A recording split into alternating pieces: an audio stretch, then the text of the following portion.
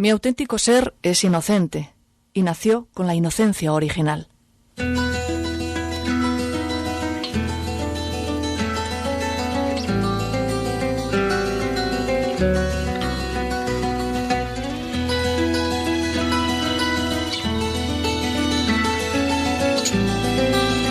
Gracias por escuchar La Voz de la Noche.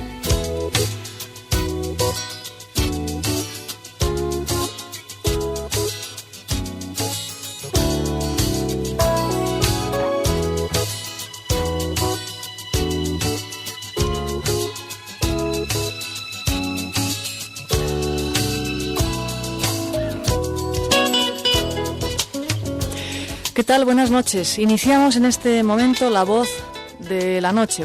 Tenemos una tertulia. Vamos a retomar algunas tertulias que hemos ido a través de las ondas llevando a tu casa, a tu hogar, a tu auto, a tu aparato receptor y a tu corazón sobre todo, y que nos hacen meditar, reflexionar, indagar en las profundidades de nuestro ser.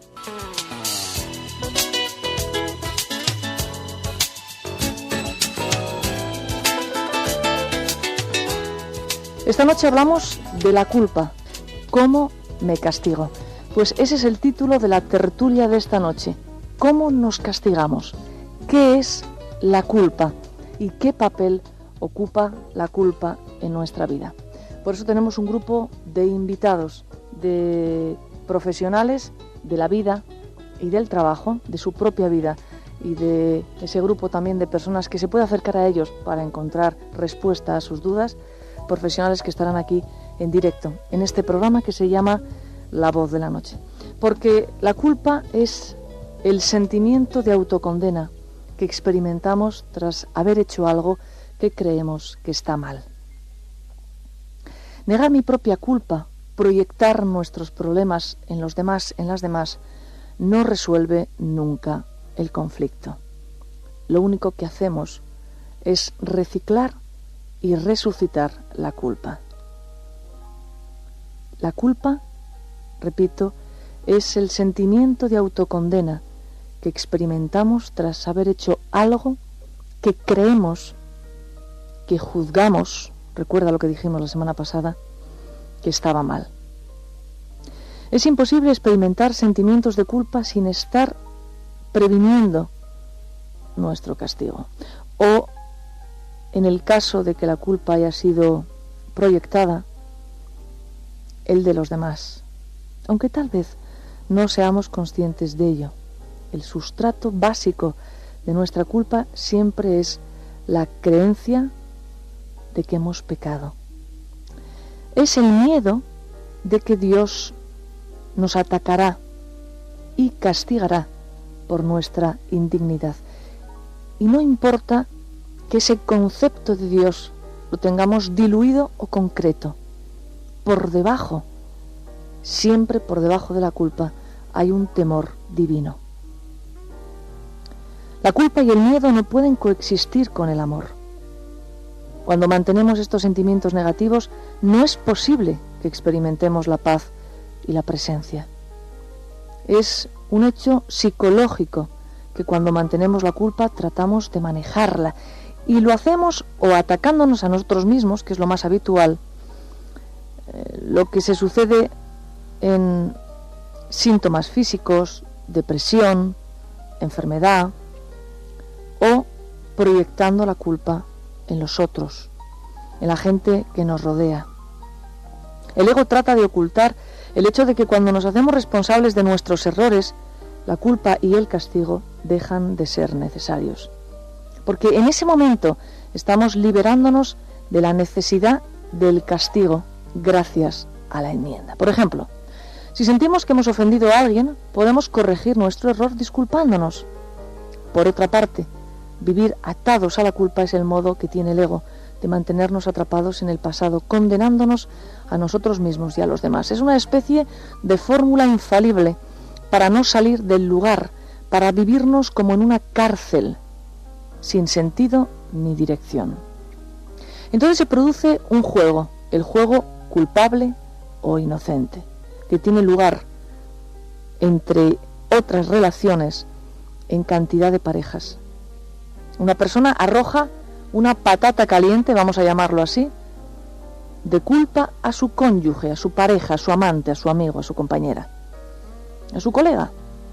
La otra persona tiene la posibilidad de quedársela o devolverla. Frecuentemente la otra persona la devuelve y entonces comienza el juego de poder. Se juega el juego de la culpa. La única posibilidad de que ambas partes puedan ganar en este juego consiste en dejar de jugar.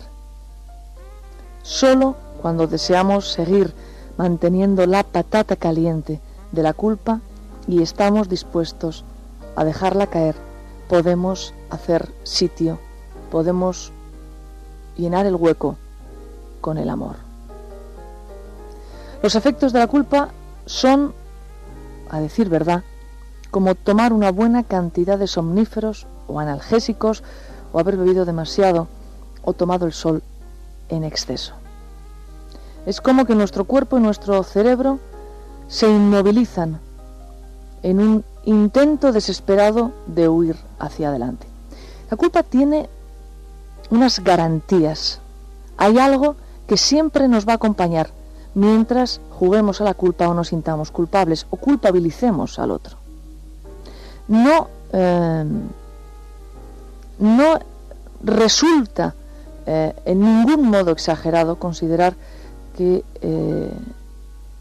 la culpa es como una pócima venenosa casera que nos administramos con frecuencia. Es la herramienta más eficaz que tiene el ego para asegurarse de que permaneceremos desesperadamente atados a nuestro pasado, sin reconocer todas las oportunidades de liberación que tenemos en todo momento presente. En cada instante hay una oportunidad para soltar la culpa y vivir desde el amor.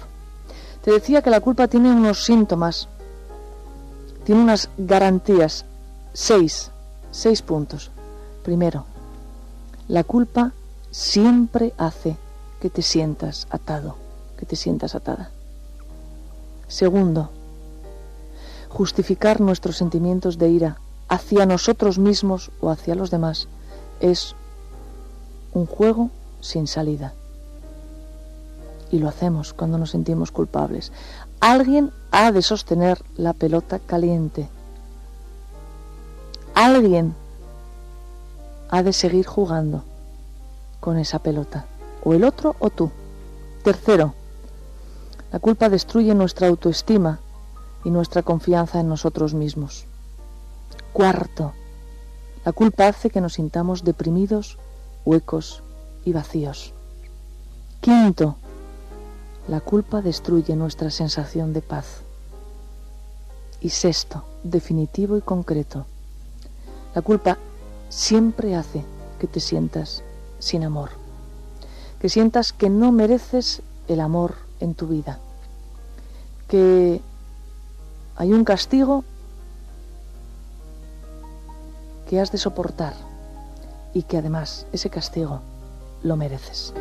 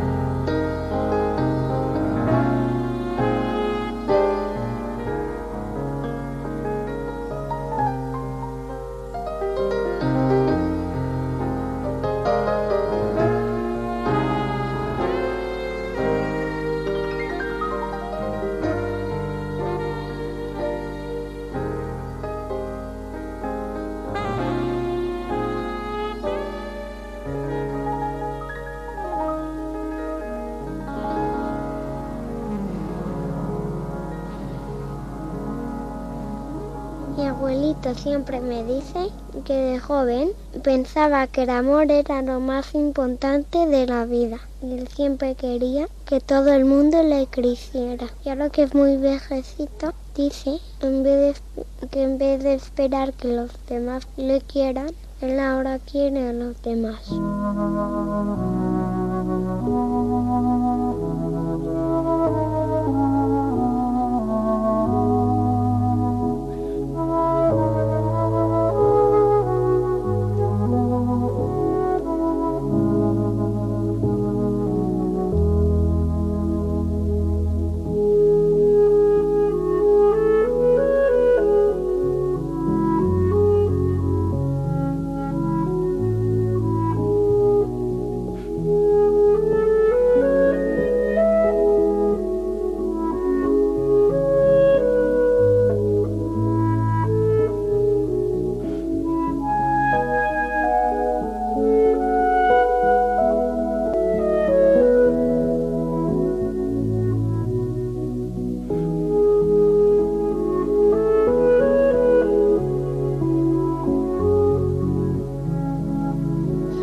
Te presento a nuestros tertulianos esta noche. Ángela Martín, ¿cómo estás? Pues bien, estoy muy bien. Psicoterapeuta humanista, transpersonal y una buena amiga. Enrique Sánchez, presidente de la Asociación para la Defensa y Libertad de la Conciencia. Buenas noches, Enrique. Buenas noches, Marilón. ¿Cómo estás? Pues muy bien y encantado de estar aquí de nuevo. Igualmente. Educador especializado en enseñar a estudiar cómo se debe o se puede estudiar. Rogelio, buenas noches. Buenas noches a todos y encantado de estar en este maravilloso programa y con esas cualidades artísticas que tenéis todos. Qué piropo. Y Pepe Fernández, que representa al ser humano de la calle, a cualquiera de nosotros fuera de nuestra especialidad, ingeniero. Os voy a contar la historia. Pepe vino a ver el programa. Era un oyente que se acercaba a ver el programa. Y cuando terminamos el programa dijo, he estado a punto de saltar, porque hay tantas cosas que yo hubiera dicho. Y yo le dije, ¿quieres venir? Y nos cuentas todo eso que no has podido contar por una cierta timidez de oyente. Dijo, sí que vengo, pero que vengo. Digo, pues que te invito. Oye, que vengo en serio, que te estoy invitando en serio. Y aquí está. Buenas noches. Buenas noches. ¿Qué tal, Pepe? Mariló, muy bien, muy bien. Muy bien, pues hablamos de la culpa. Esta noche nuestra pregunta es, ¿de qué forma nos castigamos? Ese es el título pregunta de nuestra tertulia. Tengo una pregunta que hacerte. ¿Cuál es el rol que vives con más frecuencia en la vida? Es decir, ¿qué eres más, víctima o verdugo? ¿Cuál es el papel que interpretas? Ángela, ¿tú? Pues ninguno de los tres. Hay tres roles muy patológicos que son complementarios y que se dan en el ser humano, que es el de víctima, verdugo y el de salvador. Y cuando hay una víctima, esa víctima también es verdugo de otra persona o busca verdugos para seguir de víctima, y en el rol de salvador ocurre lo mismo. Yo procuro no estar en los tres, en ninguno de estos tres. Lo procuro. Si en algún momento me doy cuenta de que soy víctima, en realidad soy víctima de mí misma o de mi propia ignorancia y procuro salir rápidamente. No me interesa. Rogelio, ¿tú cómo te castigas? Bueno, yo procuro evitar el castigo. Evidentemente el castigo tiene mucho que ver con el pasado, ¿no? Que es lo que yo siempre me he preguntado, qué es lo que yo, que a veces estoy haciendo para autocastigarme, castigarme o permitir que me castiguen. Que ese podría ser un punto en el cual yo podría entrar. Pero yo la verdad es que no prefiero ser ni castigado ni ser verdugo, sino entrar en razón al uno y al otro. Entonces, bueno, pues creo que el castigo, como dice bien la definición, y que tú habéis comentado antes, es ese sentimiento de culpa que tenemos debido a algo que hemos hecho, ¿no?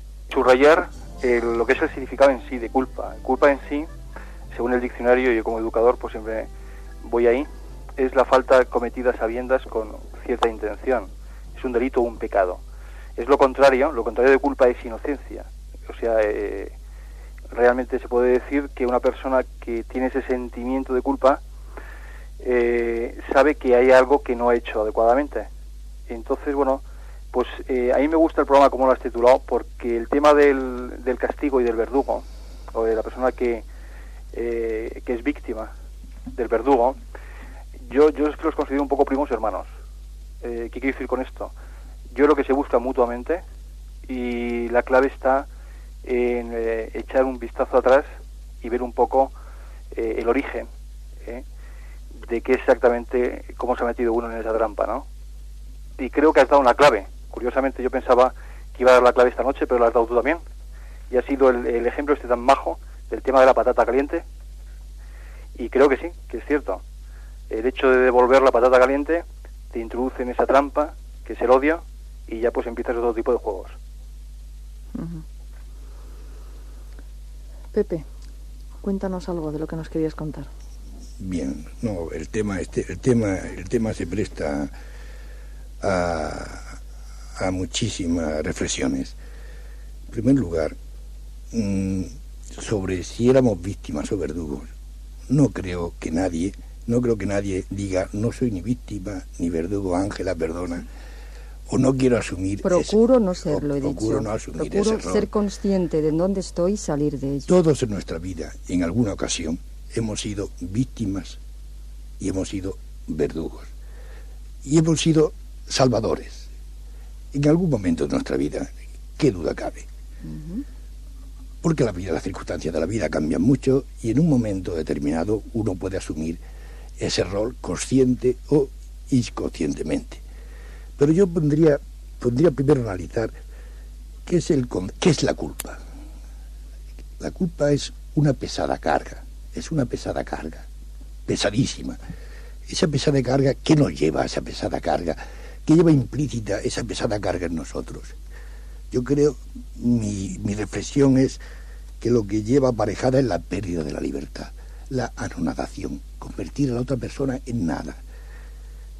Llena a una persona de culpa y tendrás una persona dócil, tendrás una persona que pueda hacer con ella lo que quieras, que puedas manejarla y que puedes manipularla.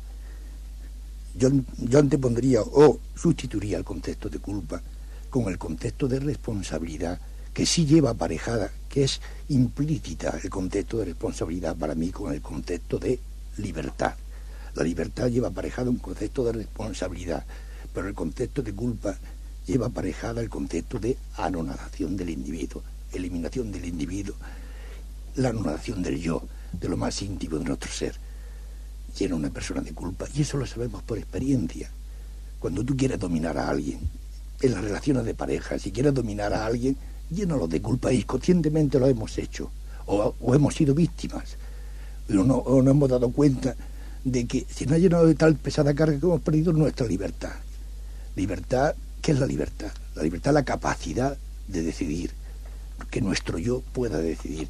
En cuanto lo cargues a esa persona con ese saco, con ese pesado lastre, ha perdido la libertad. Enrique. Bueno, lo que ocurre es que hay palabras que están cargadas de muchas connotaciones y que las mismas palabras nos asustan sin que realmente su contenido debiese asustarnos.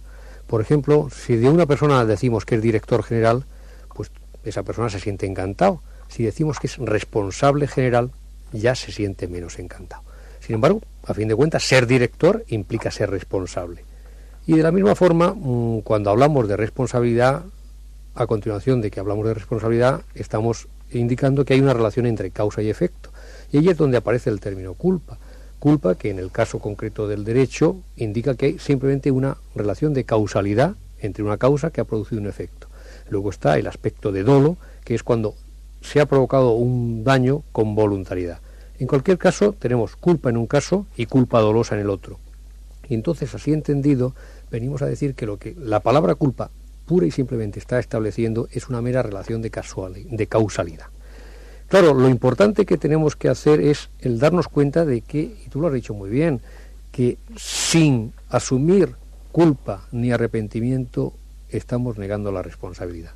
Si negamos la responsabilidad, negamos la libertad, y lo que es peor, si negamos nuestra libertad, negamos nuestra capacidad de amar. Entonces, el tema es realmente muy intenso. Ahora, ¿cuándo entonces yo diría, digamos, que hay un exceso en el uso del concepto culpa? Pues, por ejemplo, yo diría, cuando le damos más vueltas a nuestra responsabilidad de las que son necesarias para asumirla. Por ejemplo, estamos dando demasiadas vueltas a un tema. O como cuando también, pues cuando, digamos, asumimos la culpa, pero no buscamos realmente la salida que corrija esa situación. El pasado siempre es el pasado, ya no tiene remedio. El pasado es lo que ha pasado, eso ya no se puede volver atrás. Pero sin embargo, evidentemente los efectos, en la medida en que sean paliables, se pueden paliar, y desde luego los efectos espirituales siempre son paliables. Y siempre debemos intentar cambiar lo que hemos hecho para crear un mundo de armonía, que eso sí que está en nuestras manos.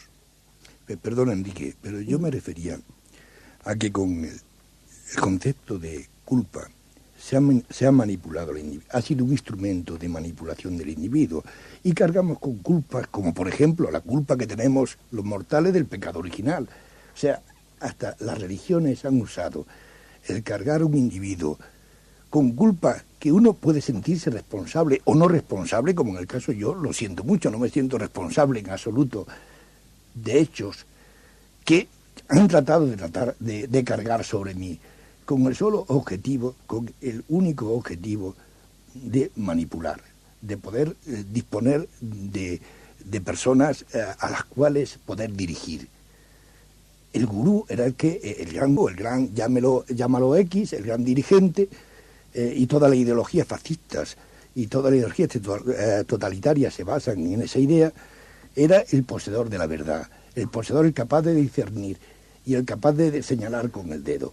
Tú eres culpable. Ese señalamiento con el dedo provoca la anonadación del individuo y provoca que pueda ser manipulado para intereses muchas veces bastardos en general.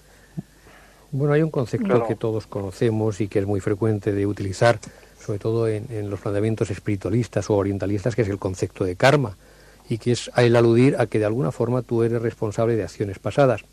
Pero también es que habría que ver, cuando hablamos un poco del pecado original o de cualquier otro tipo de perdóname que te interrumpa, porque sí me gustaría aclarar los conceptos para nuestros oyentes, ¿no? Por lo menos desde mi punto de vista, yo siento que el pecado lleva consigo culpa y por lo tanto no salida, y el karma incluye el concepto de responsabilidad. Por lo menos yo veo que ahí hay un matiz. Yo lo siento diferente, el matiz de karma y pecado, ¿eh? Para mí hay un matiz ahí claramente diferente. Yo eso, Mariló, lo superaría simplemente no hablando de pecado, punto. Ya está. Si va a ser un concepto lo que va a crear el problema, que no exista ese problema, hablemos de karma, pero entonces lo que sí que hay es una cosa que vemos en la realidad. Nosotros estamos gozando ahora de la radio, estamos gozando de la televisión, no hemos hecho la televisión, estamos gozando de la penicilina, no hemos hecho la penicilina. Sin embargo, son cosas que vienen del pasado. ¿Por qué tenemos que aceptar lo bueno que viene del pasado y no decir, oiga, yo no quiero heredar lo malo del pasado? Somos herederos de la herencia, para bien y para mal, y la sociedad anterior a nosotros nos ha trasladado unas cosas que son buenas y otras que son malas. ¿Por qué no decir, bueno, pues es lógico que en las cosas que seamos malas también asumamos esa responsabilidad? Para mí el karma, Enrique, es la posibilidad de resolución, es la ley del perdón responsabilizada, del autoperdón, responsabilizada y centrada en uno mismo, con la gran posibilidad de poder restituir, de poder engrandecerme, de poder reparar. Entonces es una gran posibilidad, es algo muy beneficioso. Y la culpa, para mí, es una forma de autocastigo, porque tenemos el concepto de que tenemos que expiar o sentirnos mal, el concepto de castigarnos para tener un sufrimiento, porque hemos creído que no somos inocentes, hemos creído que hemos sido malos. Esto me lleva mucho a esas raíces de las que tú hablabas, Pepe, del pecado original. Es como el tener siempre, de una manera consciente o inconsciente, pero tenerlo ahí, pegado a nuestra piel y pegado a todos nuestros planos, el que hemos hecho algo malo, de lo que somos responsables y que tenemos que estar continuamente espiando por ello. La culpa, que es... Nos pensamos que sintiéndonos culpable y teniendo ese dolor de la culpa, estamos reparando algo, nos estamos castigando. Y también viene de la creencia de ese Dios castigador. Antiguamente en los libros bíblicos Dios era castigador. Es algo así como si yo me castigo a mí y a través de la culpa tengo un sufrimiento, va a tener misericordia de mí y entonces voy a ser inocente. Cuando somos inocentes y no ha habido ningún pecado con el que hayamos venido acá, pero es ese concepto erróneo el que nos lleva a autocastigarnos a través de la culpa. Claro, es que yo creo... Es una presunción continua y constante de no inocencia y y de fragelarnos de alguna manera. Sí, Rogelio. Sí, no, te estaba escuchando con atención. Yo es que veo también en el campo de la religión, veo también que hay cierta irresponsabilidad al dejar muchísima responsabilidad en Dios. ¿Qué quiero decir con esto? Pues yo pienso que con que realmente nos arreglemos primeramente nosotros mismos y que seamos un poquitín conscientes o de alguna manera nos desliemos un poco de la ignorancia y llevemos un poco un camino de entendimiento, de comunicación o de cierta comprensión y podamos incluso comunicar con otras personas, creo que sería un avance enorme, ¿no?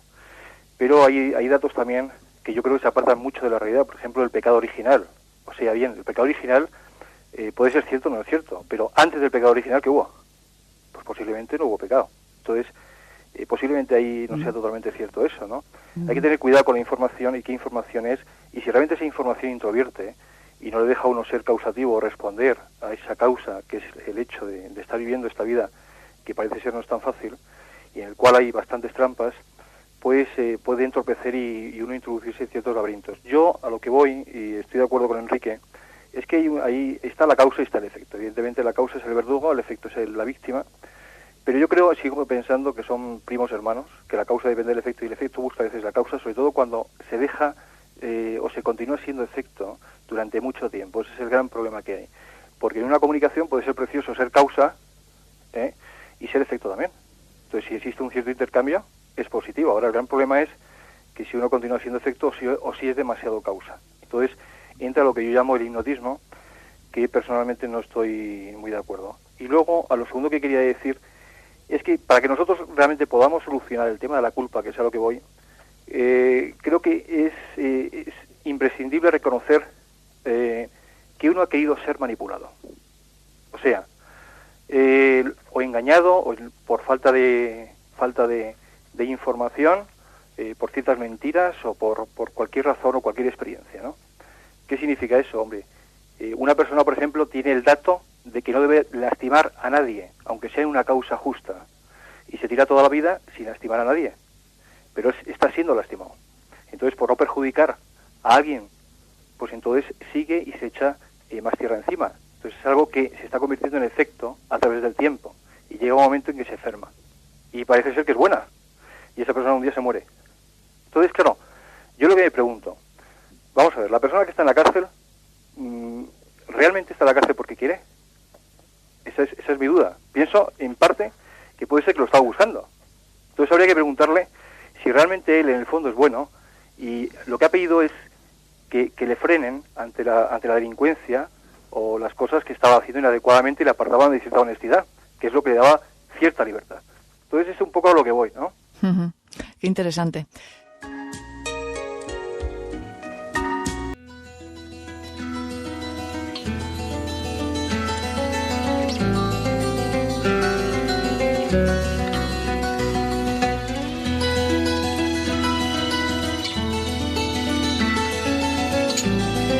La voz de la noche, con Mariló López Garrido.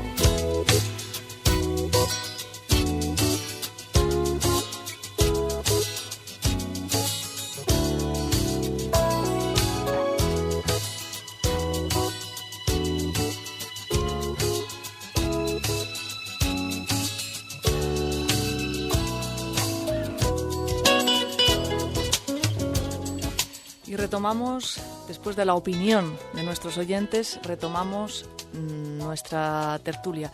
Estamos hablando de la culpa, estamos haciéndonos una pregunta. ¿Cómo nos castigamos? ¿Cómo vos, cómo tú te castigas? Pepe, tú querías seguir haciendo un comentario sobre lo que Rogelio había dicho, ¿no es así? Yo quería hacer reflexión a lo que ha dicho Rogelio, a lo que dice Enrique.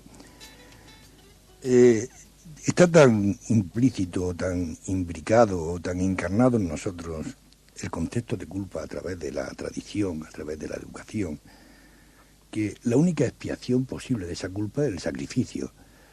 Y incluso Dios manda a su Hijo a sacrificarse para expiar la culpa de los hombres. Es tremendo, es algo tremendo. O sea, es el sacrificio, es la negación. ¿Y qué es el sacrificio? Ni más ni menos que la negación del placer. Al hombre se le niega el placer. Y entonces, ¿cómo se expía uno las propias culpas? Pues negándose el placer, negándose lo lúdico, matando al niño que llevamos dentro, que es lo más noble, lo mejor, quitándole la inocencia, quitándonos la inocencia. Quitar la inocencia no es ni más ni menos que matar a la persona inocente, matar al niño que llevamos dentro. Y eso lo hacemos por el medio negándole el placer. Eso los psicólogos y los psiquiatras que son especialistas en ese tema, veremos que, nos podrán decir con más autoridad o con más argumentos, que en definitiva la forma de castigarnos, de castigar al niño, tú eres el culpable, tú has hecho mal, no tomas la golosina, no tomas lo que te proporciona placer, es la negación del placer, y eso ya lo lleva implícito, casi lo han impreso desde el principio. El sacrificio es brutal, el sacrificio es que el símbolo de la vida sea el sacrificio. Considero que es algo que va en contra de la propia naturaleza, digamos, natural, no manipulada del hombre. No, Bueno, yo iría un poquito, puesto que me has estado mirando a mí, Pepe, yo iría un poquito más allá de esto del placer. Yo diría que es la negación o del amor. No del placer, sino del amor. Y con respecto a la culpa o al castigo, yo diría que es lo totalmente al perdón. Existiendo la ley del perdón y la ley del amor, el castigo no puede entrar. Es lo que da al traste con esa gran ley, que es la del amor a uno mismo y la del perdón. Esas dos grandes leyes. El castigo las barre. El castigo es como un invento muy humano. Sí. No, es que también hay un dato que se circula mucho en la sociedad, que es la pena. O sea, me da pena, entonces le doy 20 duros, porque me está pidiendo limosna. Pero claro, si tú te preguntas bien, analizas un poco la situación, le dices, bueno, realmente, si yo le doy 20 duros, lo que hace esta persona va a ser continuar pidiendo dinero. Entonces posiblemente no vea la necesidad de encontrar trabajo, crearlo incluso. O, preferiblemente, antes de darle dinero, es pues ofrecerle un trabajo, ¿no? Entonces el tema del perdón, yo no sé hasta qué punto es positivo o no.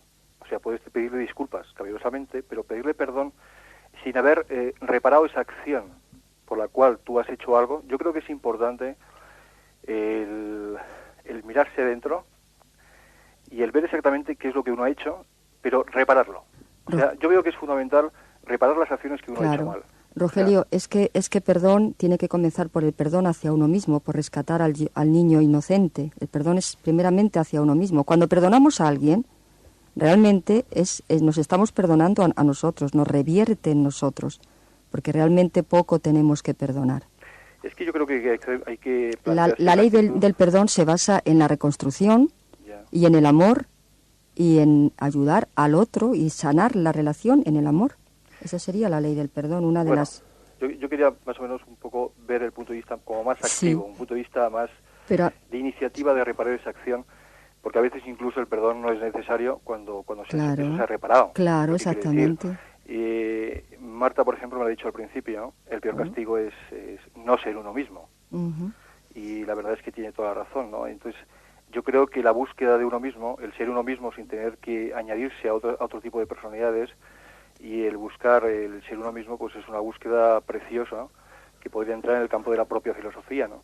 A mí, Rogelio, eso que tú dices me parece muy importante, sobre todo porque el gran problema que a mi modo de ver tienen los conceptos sacrificio y culpa no es el que no sean válidos, es el que no son válidos cuando son un fin en sí mismos. El sacrificio como fin en sí mismo no tiene sentido. Claro. La culpa como fin en sí mismo no tiene sentido. Todos pueden tener sentido como caminos para lograr algo. Es decir, es evidente que todos sabemos que hay que hacer un esfuerzo para lograr algo. Muchas veces ese esfuerzo puede implicar un esfuerzo tan grande que lo llamamos sacrificio. Pero si tiene una meta, tiene sentido. El problema es cuando no tiene sentido, cuando no tiene una meta detrás de ese sacrificio. Y lo mismo ocurre con la culpa. Encerrarnos en un concepto de culpa sin verle salida tampoco tiene sentido. Ahora, si es el asumir nuestra responsabilidad, ahí sí que tendría sentido. Claro. Y lo que es muy importante, yo que entiendo, cuando se abordan estos temas de culpa, sacrificio, perdón, etcétera, etcétera, es sobre todo tener una mente positiva y optimista. Es decir, pensar que el mundo puede ser un mundo de hermanos y hermanas y que eso se puede hacer. Ese es el gran problema. Cuando no encontramos, digamos, un mensaje que sea positivo, cualquier elemento que abordamos al final nos mata. La teoría, por ejemplo, de Fukuyama sobre el fin de la historia, ¿qué es lo que viene a decir? Que lo que se prevé es que en nuestras sociedades occidentales a lo que llegarán es a donde están ahora mismo, nada más. A democracias, en las cuales tendremos una serie de ventajas en la jubilación, etcétera, etcétera, pero en las cuales coexistirán el crimen, la violencia, la violación, el robo. En esos momentos no tenemos esperanza y entonces nos estamos encerrando. Lo que tenemos y lo que necesitamos es realmente culturas de verdad que sean de esperanza. Y si no tenemos culturas de esperanza, todos los conceptos de culpa y sacrificio aflorarán porque en el fondo no creemos que sea posible la esperanza. Estamos entonces diciendo que hay un sacrificio que es necesario. Ese es el concepto. Yo diría que el sacrificio en algunos momentos evidentemente es necesario. Si por sacrificio entendemos la palabra esfuerzo, evidentemente en esos momentos todo es aceptable. Claro, en el momento que decimos sacrificarnos, ¿pero por qué? Por nada. Ahí no tiene sentido. Pero si es sacrificarnos por hacer algo mayor, evidentemente las sociedades cambian a base del esfuerzo o del sacrificio de las personas. Ahí sí que tiene un tremendo sentido. Sí, yo lo veo en el sentido de que, igual que Enrique, el sacrificio en el esfuerzo se ve, lo que pasa es el sacrificio en cuestión de autocastigarse para poder llegar al cielo. El contexto que le das a las palabras.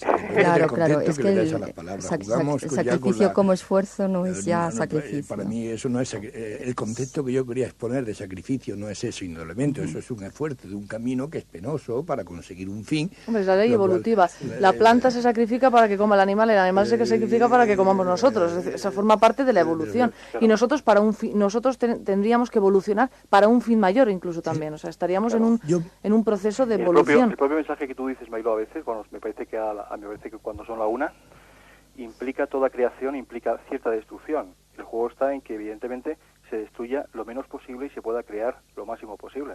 Yo me refería a sacrificio con el concepto que dijo Marta al inicio de la negación del propio yo, es el mayor sacrificio, de destruir el propio yo. Ese es para mí es lo que quería decir con la palabra sacrificio, el negar tu propio yo, el negar tu propio placer, tus propias apetencias y tu propia libertad. Eso es eminentemente autodestructivo. Ahora, no conlleva nada. Tiene Pepe razón en que muchas veces, por ejemplo, en el mensaje tradicional de nuestra cultura cristiana, el enfoque que se ha dado de la figura de Jesús es la de una persona que viene a morir, que su misión es morir. La verdad es que en esos momentos nos encontramos ante una situación tremendamente angustiosa y agobiante, que luego hace que la vida se contemple como un valle de lágrimas y evidentemente, probablemente este no era el mensaje de Jesús, porque es lo que anuncia cuando llega, no es que viene a morir, él dice, vengo, el reino de los cielos está cerca, que es distinto. A lo mejor en ese proceso de llegar al reino de los cielos fue cuando él murió, pues porque la gente de su tiempo no le comprendió. Se han quedado en un hombre crucificado y sufriendo, con unos clavos que estás viéndole ahí todo el día colgado con la sangre y con el sufrimiento. No en lo realmente importante, que es lo que vino después, que es el cuerpo es absolutamente... es la resurrección, exactamente, realmente. El cuerpo solamente es un vehículo, y entonces es como que lo que va detrás, que es realmente el mensaje, que es el mensaje evolutivo, eso no está. En nuestras mentes no está, porque nosotros estamos viéndolo todos los días desde que nacemos. Es una imagen que está entrando en nuestro archivo mental y que va a provocar una actitud ante la vida, y esto es muy importante. Sí, yo creo que el mensaje de Jesucristo es claro, el mensaje es de inmortalidad.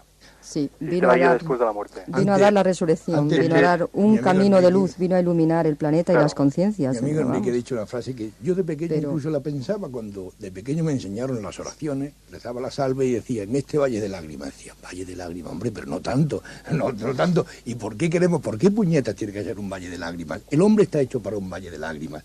El hombre está hecho con otro sentido, tiene el sentido del juego, que lo hemos perdido. Del juego me refiero al sentido lúdico de los niños, como juegan los niños.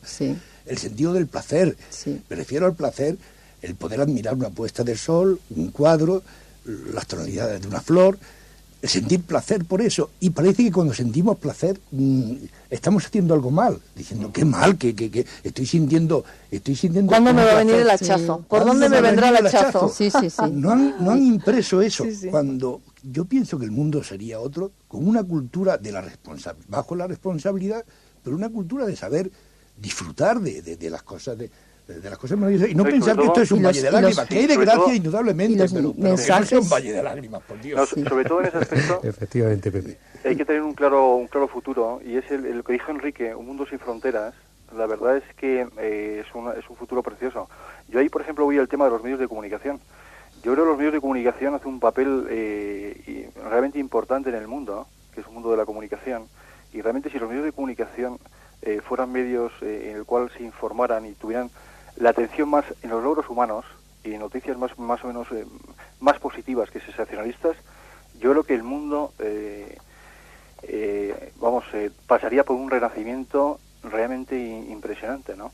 Claro, pero para eso los comunicadores tienen que tener un grado de conciencia, que muchas veces no lo tienen, ¿no? Hombre, una meta Sí. como puede ser un mundo sin fronteras, es una meta muy bonita, ¿eh? Ujú. Rogelio, tú trabajas con niños. Sí. Estamos hablando del niño interno que hemos perdido, del juego, y tú trabajas enseñando a los niños a estudiar. Y además sé que acabas de tener un caso muy interesante de un niño que lleva mucho tiempo suspendiendo y que ha empezado a trabajar contigo y que por primera vez ha aprobado. Sí. ¿Y qué es lo que le pasaba a este niño? Tengo yo ganas de saberlo. ¿Por qué suspendía? Bueno, pues mira, él realmente lo único que suspendía es porque no entendía lo que leía. Básicamente es eso el problema del estudio. No entendía lo que leía. Básicamente es eso. O sea, el estudio y el estudiar básicamente no se sabe. O sea, yo veo que después de 20 años impartiendo clases tanto a estudiantes como a profesores, yo lo que veo, y a mí me encanta el tema de la educación porque de alguna vez es crear el futuro, veo que a los niños se le invade con muchísima confusión, sin tipo de manuales donde ellos puedan saber cómo leer y con un positivo hábito de estudios como puede ser el uso adecuado del diccionario y en donde poder comprender cada una de las palabras entre muchas cosas, ¿no? Pero básicamente la clave con este estudiante y este ejemplo, como muchísimos que han pasado por aquí, es un estudiante que ha podido comprender lo que ha leído y al mismo tiempo luego pues también le he ayudado yo a cómo aplicar ese dato, ¿no? Oye, ¿y este niño se sentía culpable de suspender, supongo? Sí, él tenía una grandísima culpabilidad y es más, admitía que estaba encerrado en su habitación porque tenía castigado a su madre y yo no sé si llevaba 2 meses. Y entonces, entonces me hizo muchísima gracia y la verdad es que yo estoy muy orgulloso porque le abrí una ventana no solamente para salir de su habitación, sino para ver la posibilidad de poderse comunicar o entender un mundo en el cual es sencillo. Lo que pasa que, bueno, pues estamos ante un sistema en el cual yo personalmente no busco ningún tipo de revolución, pero no estoy de acuerdo. Creo que El sistema educativo, ¿te estás refiriendo al sistema educativo actual? el sistema educativo creo que crean muchas víctimas. Es un gran problema porque yo veo diariamente a los estudiantes cómo vienen. Entonces vienen con muchísima información almacenada, sin saber qué información tienen, sin haber comprobado si esa información es cierta o no es cierta, y muy alejados de la realidad, porque no es práctico, no es aplicativo el estudio. Entonces te ves a muchos estudiantes que, siendo artistas, como son desde pequeños, dejan de serlo y dejan ese juego de placer, como dice Pepe, o de crear, como yo le llamo, y se van alejando, se van introvertiendo, se van introduciendo en otros problemas que no son los que tenían antes, como por ejemplo problemas de comunicación, introversión, etcétera, ciertas inseguridades, y muchos chavales acaban pues en la litrona, y por ahí hay mucha gente, como yo llamo, volados, o sea que se marchan del colegio, se apartan. Producto de la culpa, al final. Esa es una manera de castigarse. Sí, El alcohol ellos- es una manera de castigarnos, ¿no? Claro, Una ellos- castración. evidentemente, yo creo que para poder manejar la culpa, ya independientemente de cómo sea el sistema o el profesorado, yo voy directamente a enseñarles a cómo estudiar. Entonces ellos ven claramente que día a día ellos no han estudiado y saben que sus padres pues pagan su colegio. Entonces saben que no están estudiando ni entienden. Pero, ellos piensan que el estudiar es hincar codos y memorizar las cosas fijas en la memoria. Entonces, día a día es aumentar su culpabilidad y acaban siendo verdaderos víctimas. Y son tremendamente manejables, hacer lo que quieres con un niño. Como lo que tú estabas diciendo al principio, Pepe. El modo de manipular a una persona. Un niño con culpa, pues haces de él lo que quieras. Lo castras, quitas incluso sus posibilidades de creativas, porque un niño puede... Yo recuerdo una niña muy allegada a mí, que tenía unas posibilidades enormes, era graciosísima, y quería ser actriz, y podía haber sido una gran actriz. Pero toda la teoría de los padres era castrar esa inclinación. Y esa castración consiguió una niña anodina, de una niña, y perdió esas facultades. Cuando era la gracia, la alegría de todos, era una niña destinada a alegrar a los demás. ¿Y por qué ese sentido de que una actriz, cómo va a ser actriz esta niña, de una familia, cómo va a ser? Eso es tremendo. El poder de castración que tiene la sociedad, los padres, los educadores, sobre las posibilidades creativas de un niño, eso sí que es para tener una gran responsabilidad, sí que tiene una gran responsabilidad la persona que se dedica a hacer eso, para hacerlos manipulables, en definitiva. Y tú fíjate que yo, es que es totalmente cierto, y fíjate que yo no es que dé la razón totalmente al estudiante, porque la verdad es que los veo aquí y vienen totalmente irresponsables, pero sí los justifico porque como no se les ha enseñado jamás a estudiar, yo lo primero que hago es ponerles en su sitio, vamos a decirlo así, ¿no? O sea, meterles cierta responsabilidad, pero te das cuenta de los salvajes, contradictoriamente hablando, cómo se puede convertir un chaval salvaje en un colegio, que es a lo que voy, ¿no? Es lo que me llama la atención, porque lo lógico sería el acudir a los colegios con unas ganas tremendas de poder aprender y poder hablar, poder comunicarse, mejorar, en fin, aprender la vida, se puede decir, ¿no? Pero realmente lo único que piensan es que llegue el viernes rápidamente y si pueden ser, pues el fin de semana, con permiso entre comillas de los padres, pues cogerse la cogorza del fin de semana, ¿no? Claro. Bueno, aquí entra un poco lo que decía Pepe, que yo tengo que decirte que no estoy de acuerdo contigo, Rogelio, en cuanto a lo que voy a decir. Estos niños que a lo mejor tienen estas conductas en el colegio son víctimas en sus casas, son niños castigados, son niños reprochados, son víctimas en sus familias y luego se convierten en perseguidores de los demás, del profesor y de los demás compañeros. Yo no pienso que haya una relación causa-efecto entre el rol de perseguidor o el rol de verdugo y el de víctima. Yo pienso que donde hay una víctima, una persona que se sitúa en esa conducta de víctima, de alguna manera también ejerce un rol de perseguidor o de verdugo con otras personas. Te voy a poner un ejemplo. Por ejemplo, el ama de casa, que se pasa el día diciendo yo soy una víctima de la casa y tengo que estar haciendo todas estas funciones y tal. El ama de casa generalmente, sobre todo se ve en terapia de familia, cómo está persiguiendo al marido, cómo está siempre detrás del marido, culpabilizando al marido. Claro. O sea, que es una víctima, pero que también está manejando ese rol de perseguidor o ese rol de verdugo con otras personas.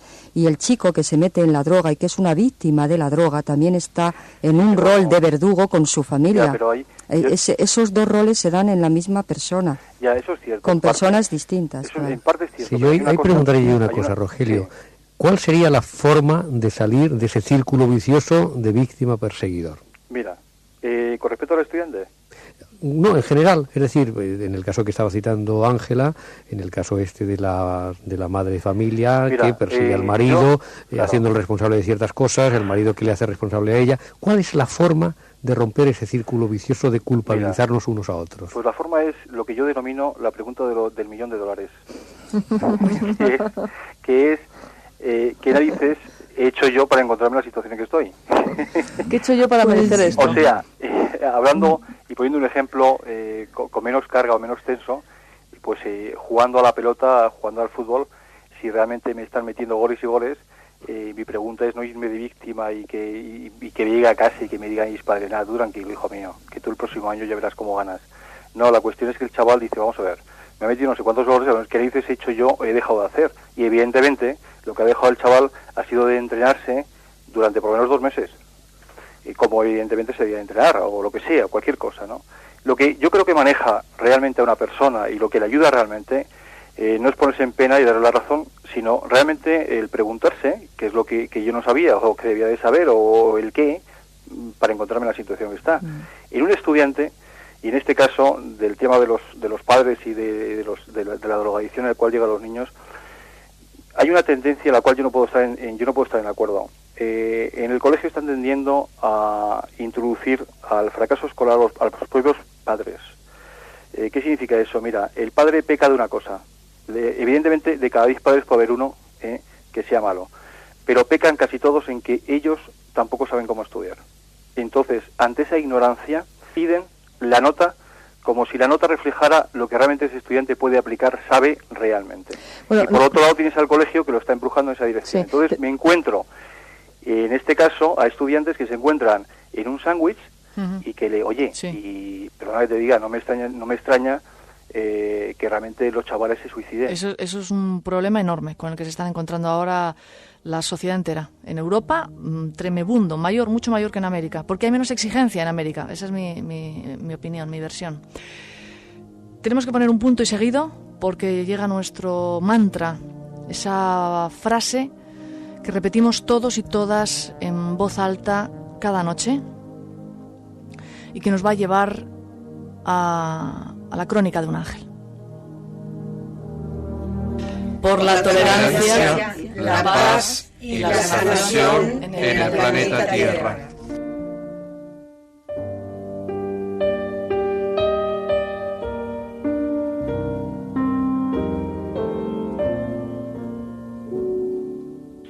Hoy me he encontrado con un antiguo compañero del colegio, al que no había visto desde hace muchos años, y estaba tan cambiado que me costó trabajo reconocerlo.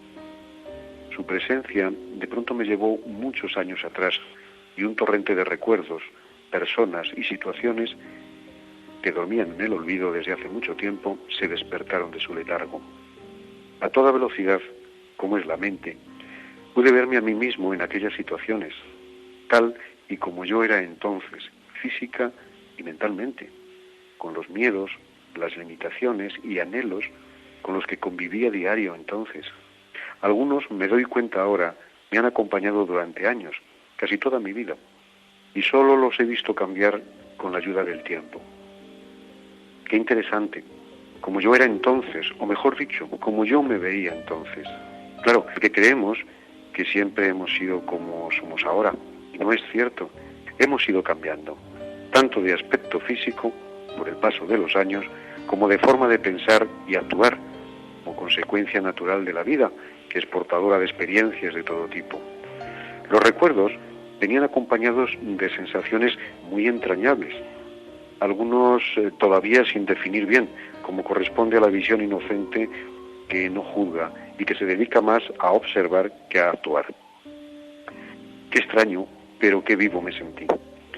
Tenía una visión de mí mismo que había olvidado hace mucho tiempo, y a la vez estaba observándome con los ojos de ahora, de hoy. Querido amigo, qué buen regalo.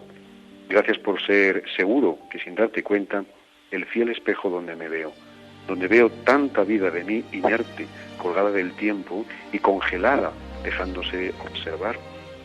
Quizá afortunadamente, sin resolver del todo, y solo esperando la clave que permita la integración, solo pendiente de asimilar, de digerir, de crecer, ahora por dentro. Quizás sea este el momento. Si pudiera un solo segundo ir ahora, como soy a mi pasado, para observar desde allí, pero con los ojos de ahora, ¿cómo soy ahora? ¿Cómo me veo? ¿Estoy contento conmigo mismo? ¿He conseguido llegar a donde quería? Da igual. Ahora y aquí todo tiene sentido. Entonces no lo sabía, ahora sí lo sé. Lo importante era llegar hasta aquí, vivir en presente. Este soy yo y estoy vivo. Y si algo no me gusta, sé que todavía estoy a tiempo de cambiarlo. ¿Y tú? ¿Cómo te ves? ¿Te gusta lo que ves? Porque todavía estás a tiempo de cambiarlo. Buenas noches.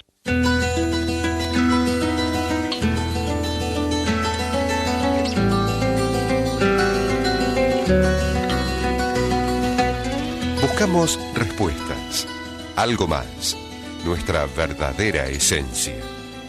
En La Voz de la Noche vamos en busca de nuestro verdadero ser.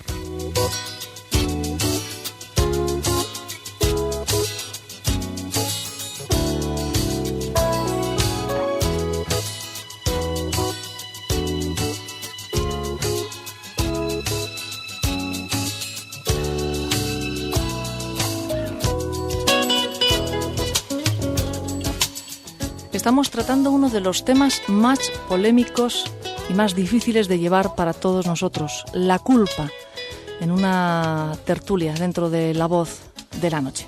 Vamos a continuar con nuestros invitados.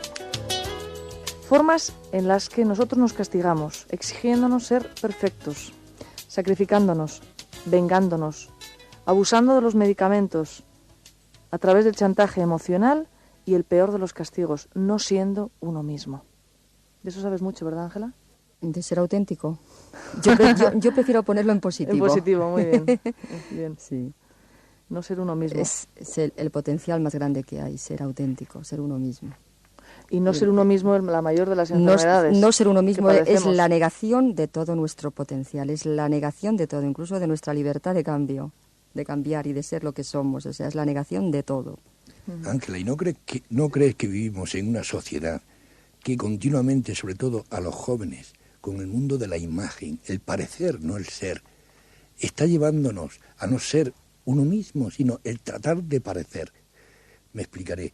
Todos los jóvenes o por grupos quieren pertenecer a un clan social, que quieren estar identificados. Quieren tener una identidad. Quieren tener una identidad, pero no la suya, no le enseñan a ser ellos, sino el hacer una imagen.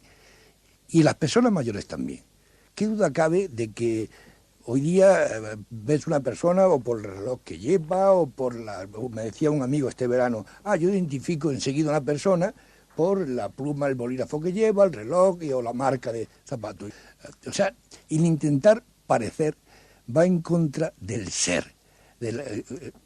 Adoptar una imagen es la negación del propio yo, y nuestra cultura actual nos está llevando a eso, también por intereses bastardos. Y entro aquí ya que sería larguísimo, con el debate de las marcas. Hay un anuncio en televisión que a mí me irritaba profundamente. Era una niña pequeña, entraba en un autobús y entonces un niño se fijaba y dice, o se fijaba la chica en un chico y dice, lleva esta marca, es de confianza, puedo estar... Será algo tan horrible, esa discriminación, desde niños enseñarles esa discriminación, no a ser uno, sino al parecer. Y esa sí, para mí es otra negación de la propia identidad, cuando lo más rico de una persona es su propia identidad. El negarnos nuestra propia identidad por parecer algo que es mucho más deleznable y muchísimo peor, además, seguramente, del propio yo, es algo tremendo que induce, que se está induciendo a esto. Sí. Ahí los medios de comunicación están verdaderamente salvajes. Y yo estoy de acuerdo contigo, Pepe. O el dios mercado. El mercado, pero vamos, de todos modos la televisión debería regular determinados... Se podría dar buenos ejemplos por televisión, pero muy buenos ejemplos. Y eso es una cosa que no se da. Y como tú dices, se valora más el tener que el ser. Y el parecer.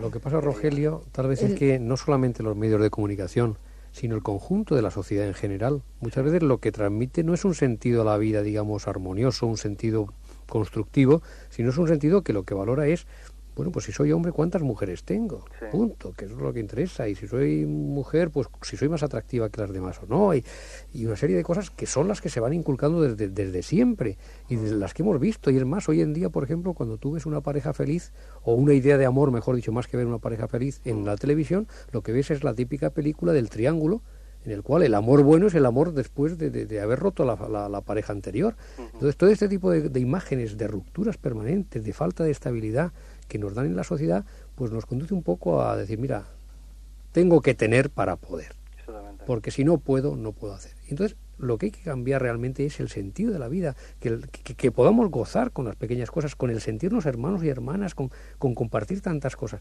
pero eso hay que enseñarlo, y desgraciadamente no se suele enseñar, ni la izquierda ni la derecha. Realmente, no está ahí, falta esa utopía de verdad. El ser yo, no tener que parecer, no tengo necesidad de parecer a nadie, soy yo quien me acepte, en vez de tengo que tener para poder, tengo que ser para poder.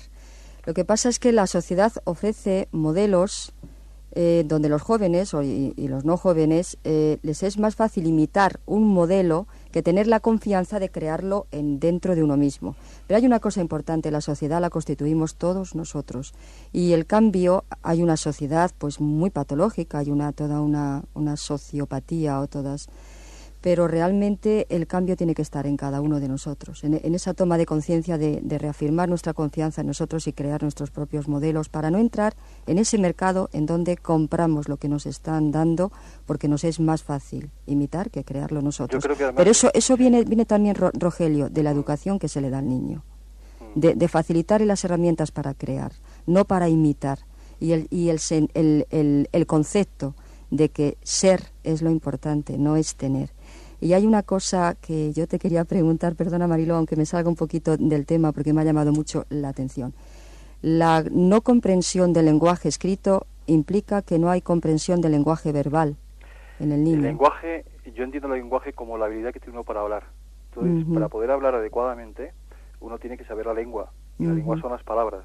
Las palabras tienen sus significados. O sea, que no hay una comprensión del lenguaje verbal, yo lo que creo que es el que transmiten los padres. Si tú lees y puedes entender y comprender cada una de las palabras, puedes empezar a comprender, tanto por escrito o por hablado. Y luego, si tú practicas, que es lo que hay que hacer, tanto la lengua escrita como hablada, pues evidentemente puedes ser un gran hablador y puedes ser un gran escritor, pero con la práctica.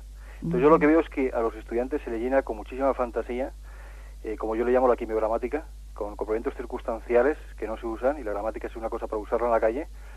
Y a lo que voy, yo creo que del colegio, la escena ideal es que del colegio los niños deberían de salir sabiendo hacer cosas, siendo útiles, porque yo creo que es una cosa que ayuda realmente a ser uno. Uno es en la medida que también hace. Entonces eso es muy importante. Pero yo creo que hemos tocado un tema ahora, entre todos, sin darnos cuenta, y que me he dado cuenta. Yo creo que estamos en una sociedad un poco víctima. O sea, mi pregunta es, ¿qué narices está haciendo la sociedad para encontrarse en esta situación? Y evidentemente hay ciertas cosas y evidentemente ciertos individuos que siempre, pues, por circunstancias personales, arrastran a otros con ciertas malas intenciones. Pero yo creo que la sociedad se ha habituado a hablar demasiado de los demás y a pensar y a observar más en la crítica aspectos negativos de otros por no hablar de uno mismo. Y creo que tal vez pueda ser no voy a decir pecado, pero puede ser el hecho más generalizado, más la actitud más mal educada por parte de la sociedad, y que nos hace ver que hay un problema que parece ser que no sabemos manejar, ¿no? Nada más, precisamente eso que tú acabas de decir es muy cierto respecto a la culpa. Es decir, que muchas veces lo que hacemos es criticar a los demás para esconder nuestros propios miedos. Para no enfrentarnos a nuestra propia falta de respuestas, lo que hacemos es dedicarnos a criticar a los demás. Y entonces les criticamos siempre y aplicamos un doble rasero. Un rasero que no nos aplicamos a nosotros, pero que lo estamos aplicando constantemente hacia afuera para que nosotros, de alguna forma, nos autoconvenzamos de que ese rasero sí que lo tenemos nosotros asumido. Entonces criticamos a los demás. En el tema de las revistas del corazón, ¿cuántas críticas se hacen de cosas que son absolutamente injustas de hacerlas, porque aquellos que las formulan no se critican a sí mismos cuando hacen lo mismo, ¿no? Entonces, sí, pero esto lo estamos aplicando yo no estoy de acuerdo con eso. Siempre que criticamos a alguien y tú profundizas en las escenas de esa persona y le preguntas ¿en qué momento te criticaron a ti?, siempre aparece algo en la infancia en donde esa persona se sintió criticada. Ya, pero siempre. Criticamos, la persona que tiene tendencia a criticar es porque se ha sentido criticada, ha aprendido ese juego. Bueno, y evidentemente si tiene una crítica interna. Te has sentido criticado, es que no te planteas criticar, te planteas hacer otra cosa, exactamente, es como una reparación de escenas internas. Es un en voz alta. Sí. Bueno, casi siempre suele coincidir determinadas críticas a alguien demasiado más un poco exageradas, y curiosamente si le preguntas si a alguien, esa persona suele haber hecho ha hecho algunas cosas no indebidas contra esa misma persona. O sea, se tiende mucho a criticar a alguien, por ejemplo, y realmente descubre después que realmente está haciendo algo indebido, ¿no? O sea, que detrás de la crítica, independientemente de la infancia, están las actitudes diarias hacia esa persona en cuestión. Sí. Una sociedad culpabilizada es una sociedad que se droga, y la nuestra se droga mucho. Es una sociedad que está enferma, y nosotros tenemos cada día más enfermedades y nuevas que van llegando. Es una sociedad que se mal alimenta, y nosotros no tenemos ninguna educación alimenticia. Es una sociedad que bebe y que fuma. Es una sociedad que se pelea, es una sociedad para la violencia, y nosotros vivimos en una sociedad violenta. Eso es el resultado de un grupo de gente, o sea, de que todos nosotros nos sentimos culpables. Unos lanzan una patata caliente y otros pues lanzan una bomba atómica. Ángela, cariño, buenas noches. Buenas noches. Gracias por haber estado aquí. Rogelio, un beso muy fuerte. Encantado. Un beso, Roge. Pepe, ¿vas a volver? Naturalmente. Ya estás fichado, ¿eh? Para las tertulias. Y Enrique Sánchez también, un abrazo muy fuerte. Para ti también, Marilo, para todos.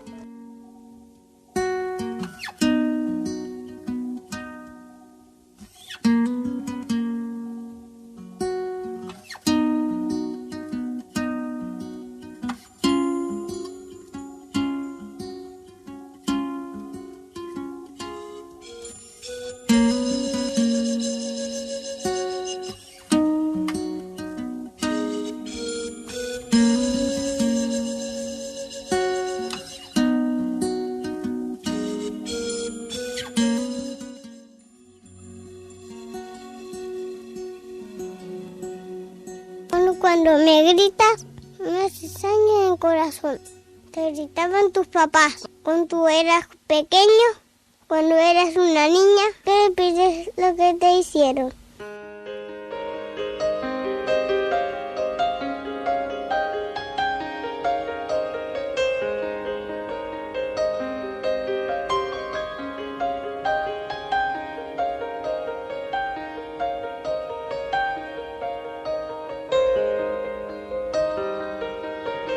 Gracias, gracias, gracias. Por cierto, si queréis, si quieres, si te apetece que tratemos en nuestras tertulias algún tema concreto, algo que te preocupa, algo que quieres trabajar, algo sobre lo que quieres indagar y profundizar, solamente tienes que darnos tu feedback, tu opinión. Y nosotras nos ponemos a trabajar, a laburar en ello, para encontrar a los tertulianos, tertulianas que pueden acercarnos a esa problemática y darnos esa información que estamos siempre buscando. Porque este programa, La Voz de la Noche, se realiza a partir, y esto no es un eslogan que yo lance porque sí, esto es una realidad, se realiza a partir de los pedidos que tú tienes, que vos tenés, a partir de tu necesidad y de tus inquietudes. Nosotros y nosotras nos movemos para que el programa se adapte a la sociedad, para que el programa se adapte a ti. No tengas tú, no tengamos nosotros que adaptarnos al programa. Durante toda esta semana vamos a trabajar con una fuerte, muy fuerte afirmación. Agarra virome, tu cuaderno de trabajo personal o tu agenda del crecimiento personal y apunta: dejo de sentirme culpable y me hago responsable. Repetimos, dejo de sentirme culpable y me hago responsable.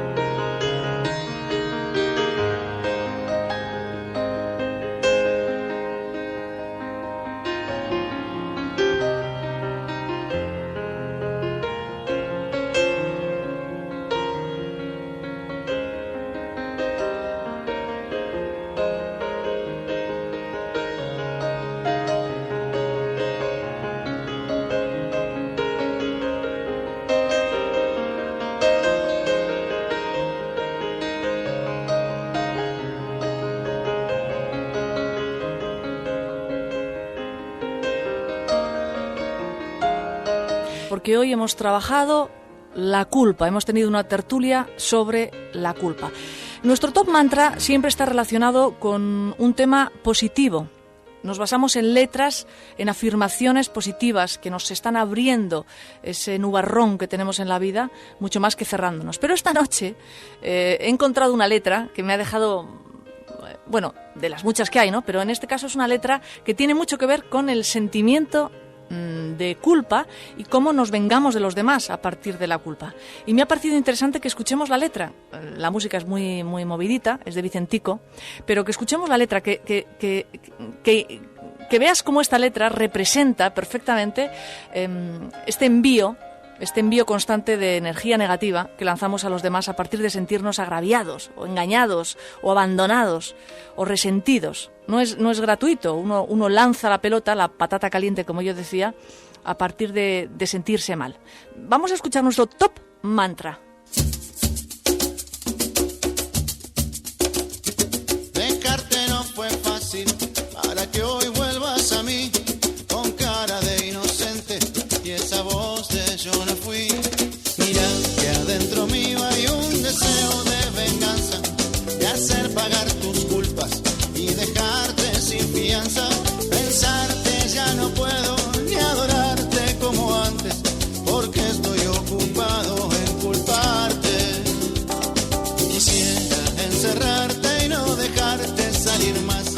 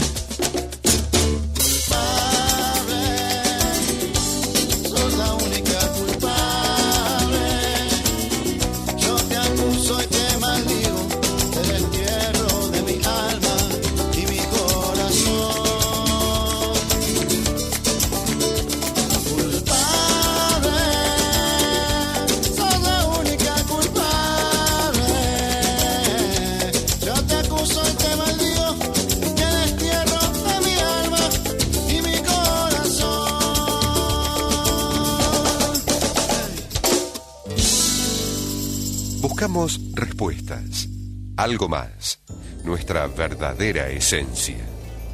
En La Voz de la Noche vamos en busca de nuestro verdadero ser.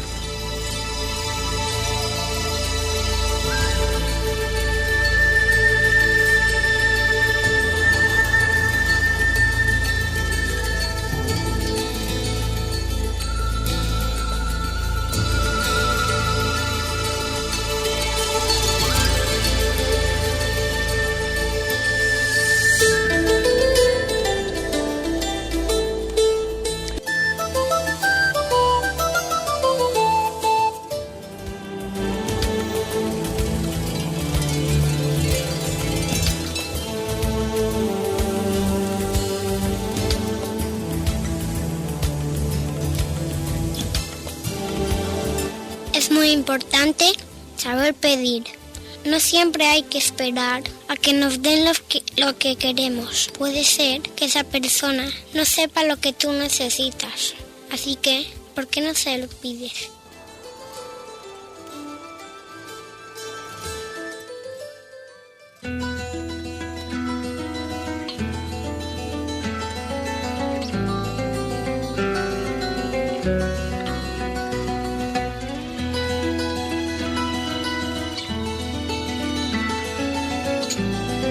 La Voz de la Noche, con Mariló López Garrido.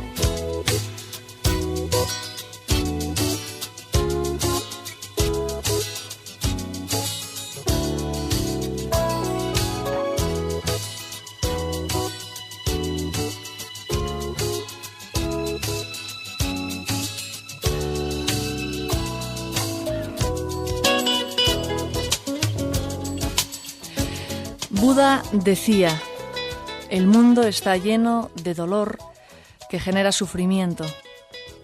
La raíz del sufrimiento es el deseo. Si quieres arrancar esta clase de dolor, tendrás que arrancarte el deseo.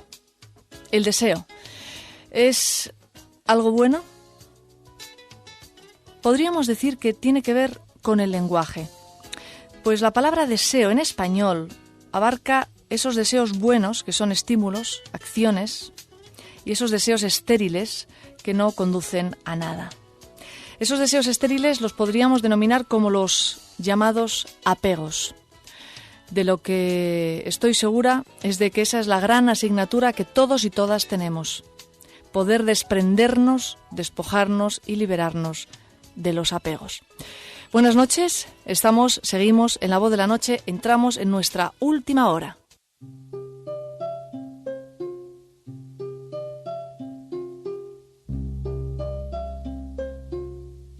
Huellas de lo sagrado.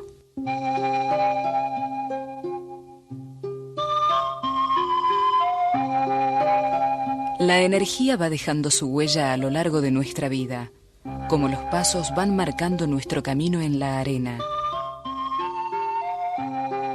Transcribir, reproducir y mirar el sentido profundo de esas huellas es una posibilidad que tenemos para conocer el invisible mundo del inconsciente, el invisible mundo de la energía, los símbolos y su significado, los sueños y sus arquetipos, los mitos, las viejas leyendas que traen toda una historia para develarnos el enigma de la esfinge, las figuras, las ideas, las palabras. Todo lo que sucede en nuestro cotidiano nos da la oportunidad de ver más allá de lo que parece. Huellas de lo sagrado. Es un espacio en el que procuramos poner luz para un conocimiento más profundo de nuestro interior. Huellas de lo sagrado, porque cada momento de nuestra vida tiene un sagrado cometido.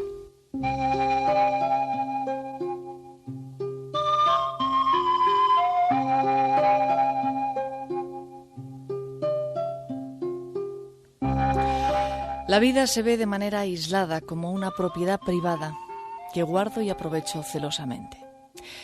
Pero es justamente al revés. La vida ha tomado posesión de mí. Cuando uno asume su lugar en el todo, se experimenta algo así como una fuerza sustentadora. Al final, volvemos a caer en algo de lo que no sabemos absolutamente nada. La semana pasada hablamos de Jodorowsky y de ese árbol familiar que nos da pautas para nuestro mejoramiento, evolución, felicidad, para el entendimiento de muchos de los problemas que tenemos. Y a mí me recordaba bastante al trabajo que hace Hellinger. Marley, buenas noches. Buenas noches, Mariló. ¿Cómo estás? De Argentina. Marley, además es que tú has trabajado con Hellinger. Sí, tuve esa suerte, sí. Esta especie de misionero, psicólogo, personajillo, el Hellinger, ¿eh? Hombre, es el trabajo que más éxito está teniendo ahora en el mundo. Sí. Este hombre junta 500, 700 personas para hacer sus constelaciones y es espectacular. La verdad es que es muy interesante ese trabajo, muy. Las constelaciones familiares, exactamente, ese es el trabajo que hace Hellinger. Y que es una cosa bastante mágica, porque ahí sí que de pronto en un trabajo grupal pasan cosas increíbles que uno no sabe muy bien de dónde vienen, pero que suceden realmente. ¿Qué es lo que más te ha llamado, qué es lo que más te llama de las constelaciones familiares, Marley? Mira, lo que más me impresiona y me ha impresionado es que es un ejemplo vivo de la red que hay en el universo. Tú sabes que la física cuántica no ha podido explicar las cosas que ocurren más que a través de una especie de matriz, una especie de red que nos une absolutamente a todos. De tal manera que es el tal efecto mariposa, ¿no? Que una mariposa que está aleteando en un lugar del planeta está influyendo en todo el planeta. Pues esa idea de la red queda como muy bien ejemplificada en el trabajo de Hellinger. Porque de repente, ya te digo, entre 500 y 700 personas, si tú vas a constelar tu familia, llamas a alguien que ni conoces y así como intuitivamente le sacas para hacer, pues, qué sé yo, a tu abuela. Y de repente ves que tiene una actitud absolutamente igual a tu abuela, sin conocerla de nada, sin saber nada de ella y sin tener la menor relación, ni sabes el nombre de la persona siquiera. Déjame explicarlo, porque lo estás dando un poco mascado, para variar. No, estoy diciéndote que es una prueba de que en algún lugar nuestro sabemos todo. Sí, no, lo que quiero explicar a los oyentes es cómo funciona la cosa. Tú vas a una sesión de Hellinger, de este personaje, de Bert Hellinger, y van, vamos a suponer, 500 personas, 100 personas, vamos a ponerlo más fácil, y no conocemos a nadie. Sí. Y tú vas y dices, quiero trabajar a mi abuela. Bueno, en primer lugar te toca, porque claro, las 100 personas no se pueden trabajar. Entonces, de alguna manera te toca o no te toca, ¿no? Bien, te toca, vamos a suponer que te toca. Estamos haciendo el guión nosotras, te toca. Venga. Y entonces dices, quiero trabajar a mi abuela. Y tú escoges del escenario de las personas que hay a una persona que va a personificar a tu abuela. Y esa persona no sabe nada de tu vida, puede ser hasta de otro país. Puede ser hasta de otro país. Y esta persona empieza a escenificar, o sea, es como que entra en la energía y empieza a ser tu abuela. O sea, tú justamente de lo que se trata es que dejes de pensar, que dejes de elaborar, que tu intelecto, digamos así, no se mezcle por medio, sino que dejas que tu cuerpo sienta los movimientos que quiere hacer, que desea hacer, hacia adelante, hacia atrás, echarse al suelo, abrazar a alguien, llorar, en fin, lo que sea, porque literalmente te invade un tipo de energía, una emoción. De repente te sientes pues muy solo, o te sientes muy alegre, o te sientes muy apoyado, o sea, es una cosa que se trata justamente de que tu cabeza no influya, sino que tú te abras a la energía de la persona que personificas en ese momento y tomes las actitudes de esa persona. Entonces ves, si tú estás constelando tu familia, ves a tu abuela o a tu padre y a ti mismo, porque normalmente escoges a alguien para ocupar tu papel también. Y entonces ves ese juego de energías que es exactamente el mismo de tu familia. Y por eso es tan impresionante. ¿Pero de qué manera a través del movimiento pillas eso? O sea, simplemente entras en la energía de la persona llamando a esa persona. O sea, la abuela, yo soy la abuela. Primero tú dices lo que eres, soy, o sea, el que te escoge te dice, tú eres la abuela. Y entonces tú respiras y empiezas a sentir tu cuerpo y tu cuerpo empieza a querer hacer determinados movimientos de alejamiento, de acercamiento, etcétera, ¿no? Y simplemente lo dejas ocurrir. En eso consiste básicamente el trabajo. Es abrirte a la energía y dejar que tu cuerpo decida dónde quiere ir y lo que quiere hacer. Y en ese momento es cuando esa constelación se empieza a mover. Y eso es lo que es tan interesante, porque a través de esos movimientos en los que interviene el terapeuta, interviene viendo en qué posición la persona se siente más integrada, en qué posición las tensiones se disuelven, en qué posición se armoniza esa constelación familiar. Cuando él habla del alma familiar, ¿a qué se refiere? Claro, es que justamente él lo que trabaja es a nivel de alma, lo dice mucho, que los movimientos tienen que ser movimientos del alma y que hay un alma familiar en el que están incluidos todos los miembros de una familia. Entonces, tú, si vas a constelar a tu familia, en tu mente, en tu psique, tienen una colocación. Si tú tienes dos padres muy amorosos, pueden estar abrazados o unidos o pegados. O si son muy antagónicos y se pelean, los pones uno mirando a cada lado, de espalda, o cada uno interesado en una cosa distinta, y así los colocas tú. Y a partir de ahí, el movimiento del alma empieza a armonizar esa familia. Y eso es lo que es tan interesante, porque de repente personas que no tienen por qué saber nada, de nada, empiezan a tener movimientos que tú conoces. Fíjate, una vez en una constelación que hice yo, había una señora que justamente estaba haciendo de abuela y que tenía un brazo levantado todo el tiempo. Y nosotros, asombrados, pensábamos qué significaría ese brazo. Y al final de la constelación, en que le preguntamos por qué tendría esa abuela el brazo levantado, la persona que de la familia dijo y explicó que la abuela estaba en una silla de ruedas, y como estaba en una silla de ruedas, su brazo lo solía tener encima del descanso, con lo cual tenía esa posición. O sea, una cosa que nadie sabía más que la persona que estaba constelando. Y ahí quedó patente que una cosa de ese tipo la puedes coger, la puedes aceptar, la puedes integrar en tu, digamos así, representación corporal, porque eso es lo que es, ¿no? Entonces, sí. No, te preguntaba, ¿por qué son tan espectaculares las... ¿Sabes por qué? Porque las constelaciones trabajan con un nivel inconsciente muy profundo. O sea, Hellinger trabaja básicamente con las cosas más gordas de la humanidad. Asesinatos, guerras, personas que fueron excluidas de la familia. Tú sabes, eso es uno de los puntos principales de Hellinger.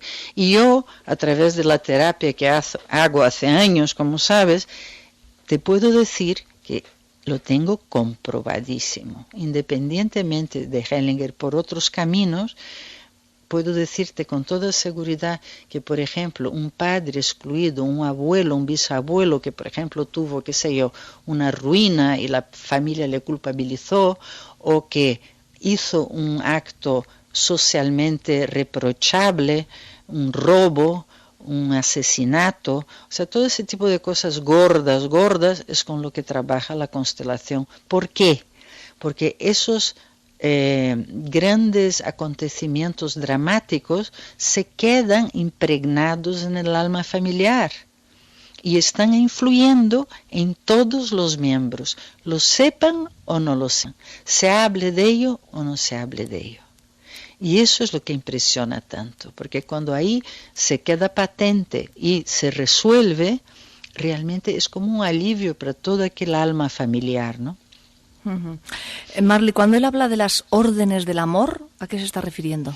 Pues justamente a esa ordenación. Por ejemplo, Él tiene varias cosas muy importantes. A mí me parece de las grandes contribuciones de Hellinger son esas órdenes del amor. Aunque no con todas estoy de acuerdo, porque hay algunas que mi experiencia personal me dice que no es así. Por ejemplo, él tiene una fijación con los abortos. Entonces yo le he oído decir personalmente en público que una mujer que ha tenido muchos abortos, nunca más tendrá una pareja feliz. Y yo Qué puedo fuerte, dar, ¿no? Decir eso. Muy fuerte, muy fuerte. Es que él es muy, muy fuerte. Él es más bien, a veces se pasa un poco para mi gusto.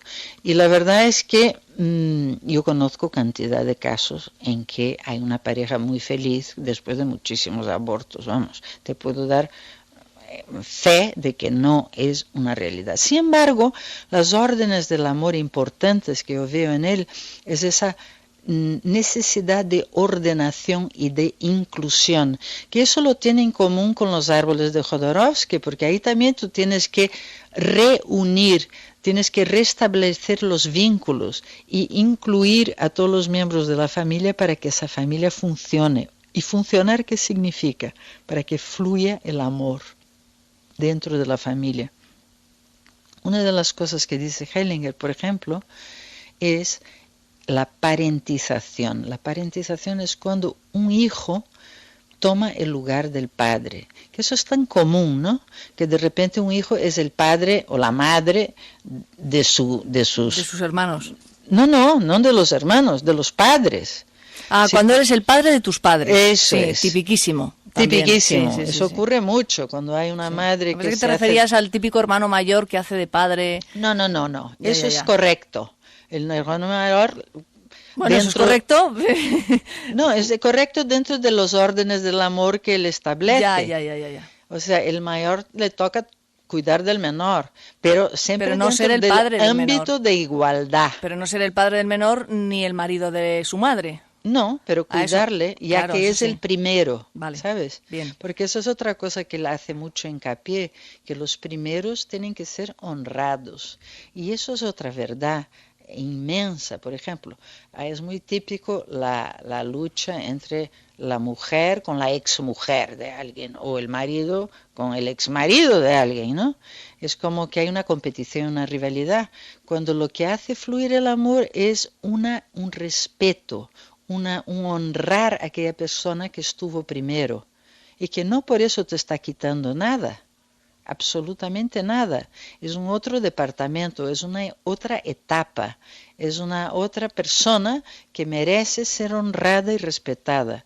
Y cuando eso ocurre, la pareja segunda funciona muchísimo mejor, pero muchísimo mejor. Porque una rivalidad con una exmujer o con un exmarido lo que hace es hacer una fricción en la pareja de hoy, del aquí y ahora. Sí. Eso es muy interesante. Bueno, pero te has ido de tema. Estábamos hablando de ser...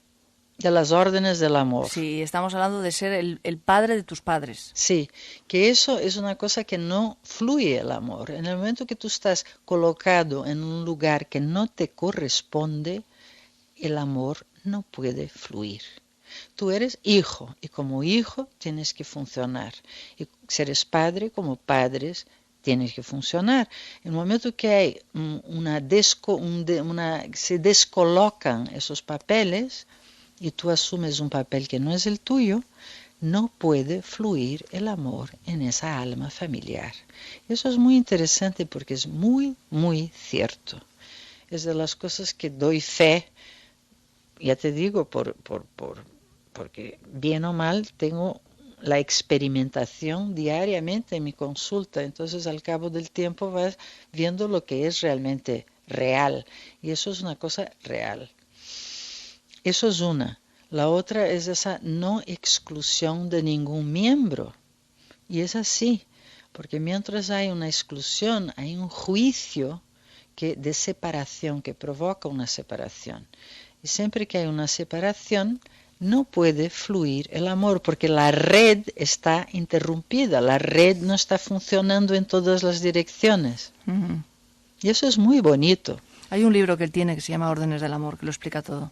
Sí. Y Y bueno, sí, está muy bien. Has hecho un resumen muy fácil de entender. Sí. Lo que es muy interesante, acabando el tema de antes, es que esas constelaciones trabajan con energías muy densas, porque como te digo, trabajan con asesinatos. Por ejemplo, él ha hecho un grupo en Barcelona en que trató psicosis. Sí.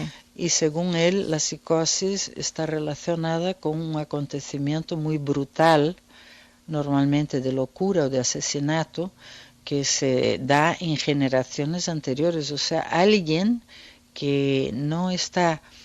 Un alma que no está tranquila. Eso. Y que de alguna manera se manifiesta en un descendiente. Qué fuerte. Y lo bonito del tema, lo que a mí me parece tan bonito, es que ese descendiente puede, a través de su acción, a través de su reparación, a través de la sanación de ese problema, es como que libera toda la familia de ese peso y al mismo tiempo esa alma de su inquietud. Uh-huh. Entonces es como que te toca una china, vamos, ¿por qué me toca a mí ese marrón? Bueno, porque tú tienes las características y las cualidades necesarias para solventar ese problema del alma familiar que te ha tocado. Y bueno, eso es como una misión muy bonita, ¿no? Ya.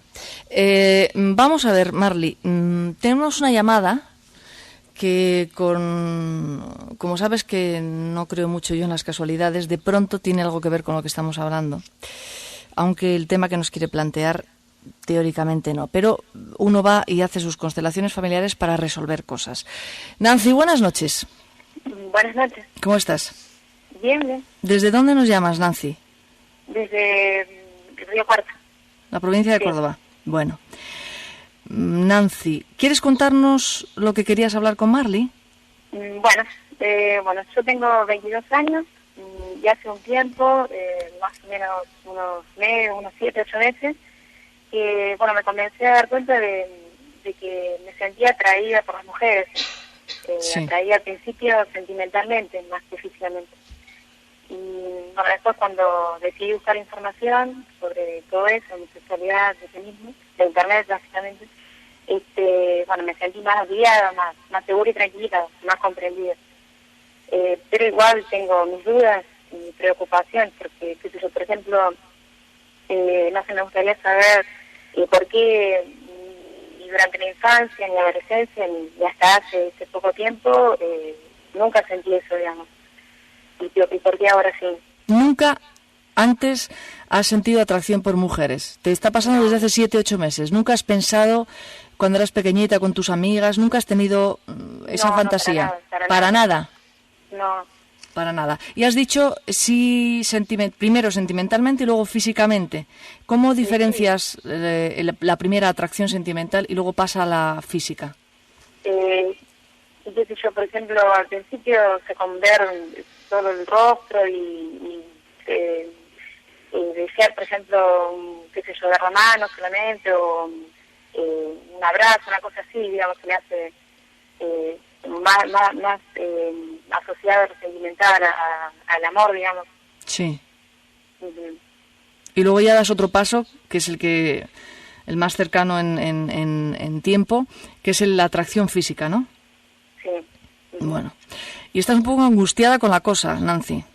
Claro, por ejemplo, yo, cuando ahora, de lo que están hablando sobre las constelaciones, eso tiene que ver con la ley de karma, de causa y efecto. A lo mejor es un dharma, no un karma. Ya. A lo mejor lo que estás teniendo es un dharma, que es algo maravilloso. ¿Y qué diferencia hay? Sí, a ver, Marly, te paso el testigo. La diferencia que hay entre el karma y el dharma, ¿quiere decir? Sí, dice, ¿qué diferencia hay en que sea un karma o sea un dharma? Hombre, toda la diferencia. Todo. Porque el karma es como algo a saldar, algo que no quedó colocado en su lugar y que te toca colocar. En cambio, el dharma es algo que está colocado y que está dando un fruto amoroso para ti. Entonces, claro, cuando tienes una atracción por alguien de tu mismo sexo, viene ahí todas las dificultades sociales, ¿no? Y todo el prejuicio de la sociedad, cuando realmente aquí lo que interesa es el amor. Vivir el amor es lo que interesa en esa vida. No interesa si es con un hombre o con una mujer, sino que el amor sea genuino, que el amor sea auténtico. Fíjate que es una de las cosas más difíciles y más controvertidas dentro de la psicología, la explicación de la homosexualidad. Porque nosotros tenemos una madre y tenemos un padre, y necesitamos de ambos toque. Necesitamos el toque femenino y necesitamos el toque masculino. Y muchas veces esa atracción viene porque no hemos tenido el toque de la persona de tu mismo género, en el caso tuyo, de tu madre. Entonces, esa falta de contacto físico lo manifiestas más tarde en la vida a través de una mujer. Y muchas veces esa carencia de contacto físico se soluciona a través de una relación homosexual. Yo conozco cantidad de casos de esos. Hay otra explicación que dan los esotéricos de la homosexualidad que también tiene su interés, que dice que si tú crees en reencarnación, y es un presupuesto que tienen, los que lo explican de esta manera dicen que la reencarnación, lo que pasa con una atracción hacia tu propio sexo es que en la anterior reencarnación eras hombre, entonces ahora eres mujer y te quedan resquicios de tus anteriores experiencias. Esa es otra explicación que se da, pero realmente ya te digo que es una de las cosas más controvertidas que hay. Y evidentemente estás asustada porque es una cosa nueva, es una cosa que tiene una serie de connotaciones de tipo social, ¿no? Bueno, yo daría una tercera explicación. Y es que te gustan las mujeres. Punto y final. Porque sí. Porque sí. Igual que a un hombre le gusta a un hombre o a un hombre le gusta a una mujer, quiero decirte, porque esa es tu sexualidad. Y porque cada uno nace con su sexualidad y no hay que buscar mucho más allá. Claro, por eso también, digamos, o sea, uno puede decir que nace con eso. O sea. ¿Y por qué no? Hombre, yo conozco un caso de un chico que recuerda perfectamente en la cuna echado y sentir atracción al ver a su padre desnudo. Se dice que lo recuerda, que le atraía, no era una atracción de tipo necesariamente sexual, pero desde la cuna como que su fijación iba por ahí. O sea que más pequeño imposible. No, digo, y si yo recién ahora me doy cuenta de eso y antes no... Eso es lo que te preocupa, lo que te tiene un poco que no entiendes, ¿no, Nancy? ¿Por qué ahora y no antes? Claro. Bueno, las cosas se manifiestan en un determinado momento, ¿sabes? O sea, es como la gente dice, ahora me duele no sé qué, y antes no me dolía, porque llega un momento que una cosa que estaba ahí tapada, o una cosa que no estaba teniendo las circunstancias adecuadas para manifestarse, se está manifestando ahora. O sea, eso es, así es la vida, van surgiendo cosas a medida que va pasando el tiempo y vas cumpliendo etapas. Con 22 años, bueno, puedes tener incluso una adolescencia un poco atrasada y de repente como que toda la parte de la efervescencia de la adolescencia se está manifestando ahora, ¿no? Por ejemplo, la pregunta sería, ¿antes sentías atracción, te enamorabas de hombres? O sea, en realidad, bueno, yo siempre me reprimí bastante, digamos, todo lo que tengo que ver con eso. Que eso yo, por ejemplo, desde los 13 hasta los 19, no me fue, o sea, tuve amenorrea, y solo los 3 primeros meses de los 13 años. Y siempre como que negué mi feminidad, y bueno, después con un tratamiento homeopático, ahora el día de hoy estoy entrando, pero... entonces, bueno, también me cuestionaba eso, si no será que es un modo de seguir como negando eso, negando que soy mujer y negando al hombre, digamos, no sé. Antes sí, yo, o sea, más allá de mi vergüenza y mi pudor, sentía atracción por el hombre, no mucho, porque también lo reprimía, pero algo así. Ahora no, por ejemplo, ahora no siento nada por el hombre. Ahora no sientes nada. Bueno, No, nada. si estás diciendo que lo reprimías, la represión es una negación de lo que te pasa, ¿no? Por lo tanto, puede ser, ya te digo, por tu edad, por un momento de tu vida. Ahora mismo viene, es como la primavera, hoy en primavera brota todo con muchísima más intensidad y entonces es más difícil reprimirlo. Hay determinadas etapas en la vida que lo que hay ahí dentro tapado sale por circunstancias, por momentos especiales que estás viviendo, ¿no? Y estaba saliendo también físicamente, porque está diciendo que ha estado un tiempo padeciendo una enfermedad que tiene que estar relacionada con los órganos sexuales femeninos, con la feminidad, ¿no? La menorrea. Entonces, fíjate tú. Evidentemente ahí hay toda una cosa de tipo sexual femenino que te duele la feminidad. Hay un dolor femenino, de lo femenino, ¿no? Claro. Hay un dolor de lo y femenino. Eso es muy, muy común en los países latinos, en que el machismo todavía está tan a la vista, ¿no? Entonces tiene muchísimas connotaciones. Hoy mismo, por la mañana, tuve una paciente que tenía ese problema, un padre que no validaba a la mujer, que no la validaba para nada, con lo cual toda la familia padece una especie de identificación de la feminidad con la debilidad, con la incapacidad más que nada, ¿no? Entonces no es el caso tuyo, pero ahí tenías que mirar un poco los mensajes sexuales y de género de tu familia, ¿no? Digamos, para dejar limpio el campo y lo que venga que sea real, que sea verdaderamente tuyo. Y no te asustes, yo creo que lo que tienes que hacer es vivir. Seguro.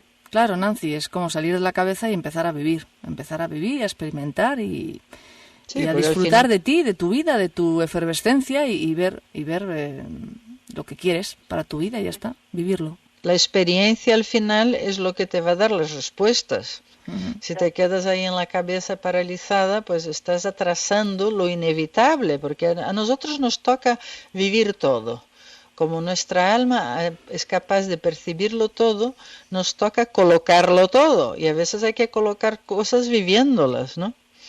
Si te evitas vivirlas, retrasas la historia y la historia acabará viniendo por ti, para resolverla, para colocarla, para ordenarla.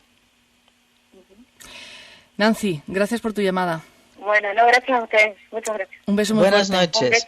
Buenas noches, buenas noches. Marley, nos vamos despidiendo.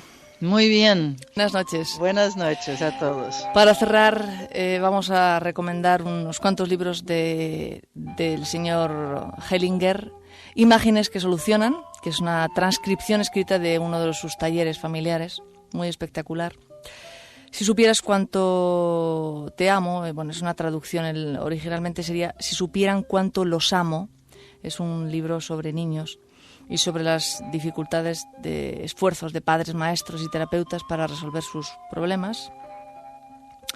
Y, a ver, tengo tantos y otro más, Órdenes del amor, de lo que hemos estado hablando con Marley. También hay uno, un poco más así fuerte, que se llama Religión, Psicoterapia y cura de almas.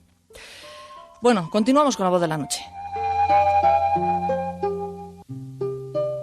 La Voz de la Noche, con Mariló López Garrido. Tu felicidad, tu miedo, tus pensamientos, tu energía, tu actitud ante la vida está afectando directamente la evolución del universo. No eres un ser aislado, no estás sola, todos somos uno. Eres una gota del mar y tu diminuta estructura lo convierte en océano. La Voz de la Noche, un programa de radio adelantado a su tiempo.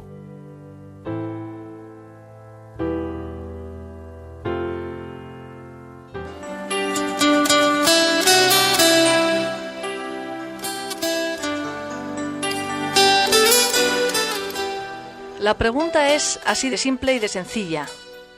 ¿Estoy alegre o estoy eufórica? ¿Se puede medir la alegría? ¿Se puede medir la euforia? Son los dos términos que desarrollamos en Parecido no es lo mismo con Inés Olivero. Buenas noches. Buenas noches, Marilo. ¿Por qué las personas le damos diferentes significados a vivencias comunes? ¿De qué depende eso? ¿De qué depende? Eso es una buena cosa para pensar. Sí, sí. cuando hablamos de euforia todos decimos no tiene nada que ver con la alegría. Pero ¿cuántas veces decimos que estamos alegres y en realidad estamos eufóricos? Uh-huh. Hay algo que me parece importante dejar dicho. Muchos dolores hondos tienen como recompensa una alegría inesperada. Inés, gracias. Buenas noches. Buenas noches, Mariló. Buenas noches a todos.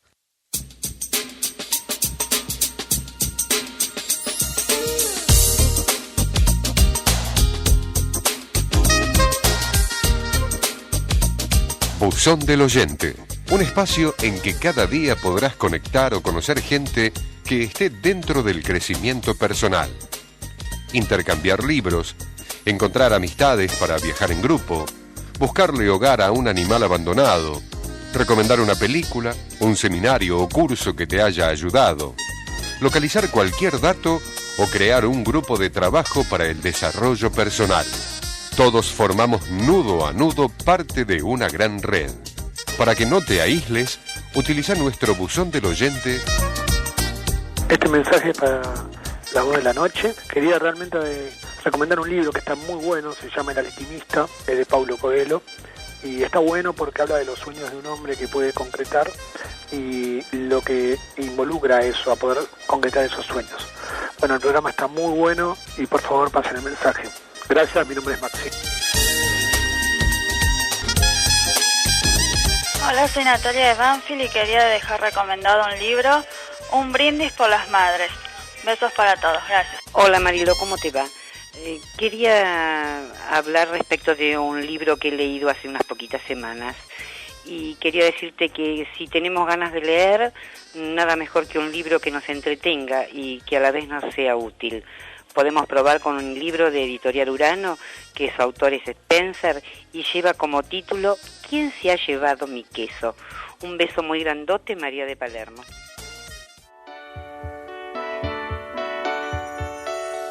Gracias por escuchar La Voz de la Noche. Close your eyes. Have no fear. The monster's gone. He's on the run and your daddy's here. Beautiful, beautiful, beautiful, beautiful boy. Beautiful, beautiful, beautiful, beautiful boy. Before you go to sleep, say a little prayer.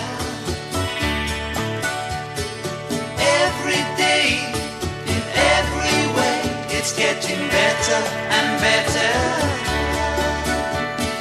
Beautiful, beautiful, beautiful, beautiful boy. Beautiful, beautiful, beautiful, beautiful boy. Out on the ocean, sailing away.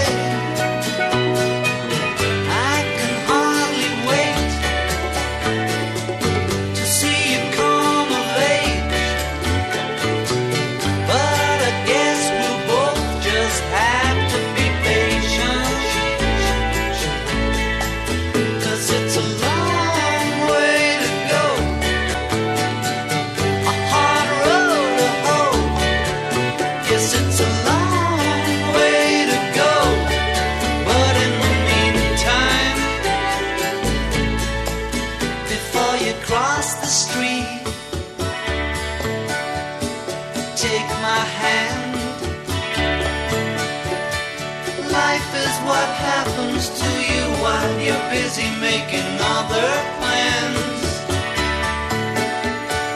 Beautiful, beautiful, beautiful, beautiful boy. Beautiful, beautiful, beautiful, beautiful boy. Before you go to sleep, say a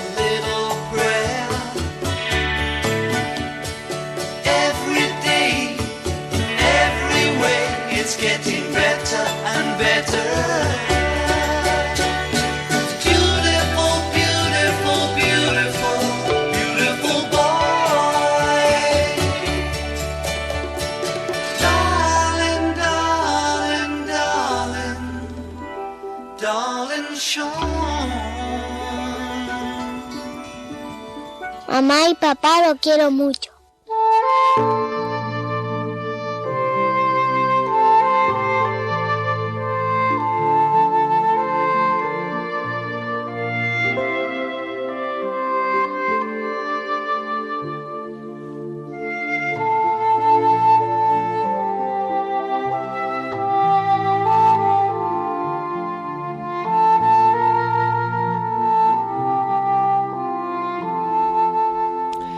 Cerramos nuestra programación de La Voz de la Noche con una meditación, como solemos hacer casi todas las noches.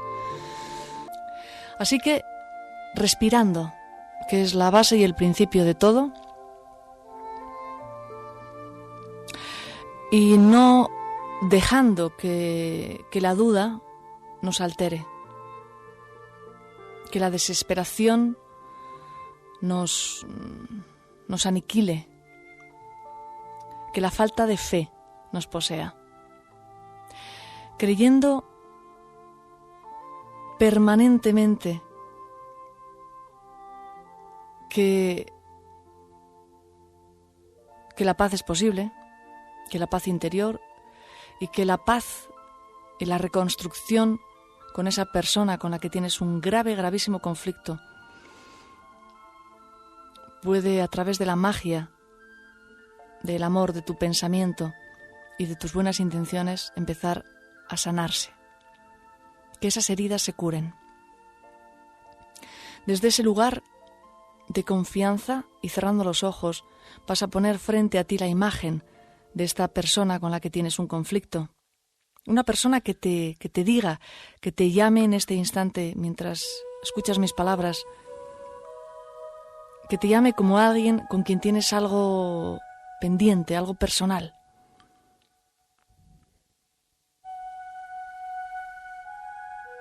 Mira a los ojos de esta persona, de este hombre, de esta mujer.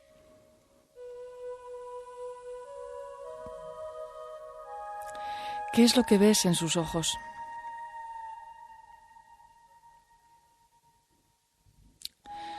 Los ojos no engañan. Las acciones, las palabras, los gestos, los silencios, todo ello puede engañar. Pero esa mirada no va a engañarte.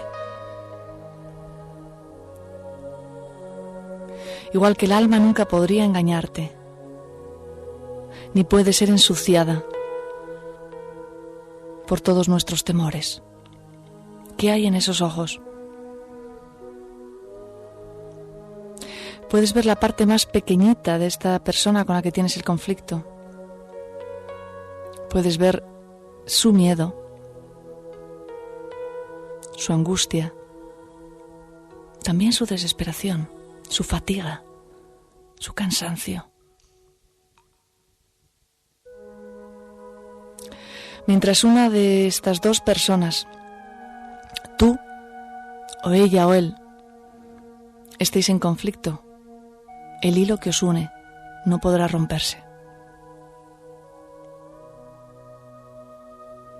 Y tú deseas cortar ese hilo, ¿verdad?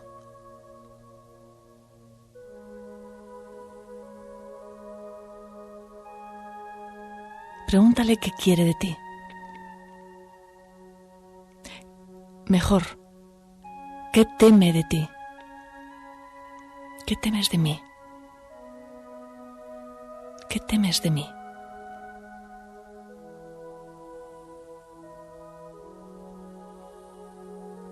Tu fuerza, quizá.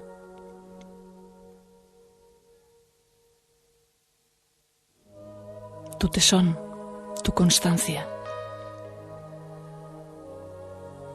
tu permanencia, tu fidelidad.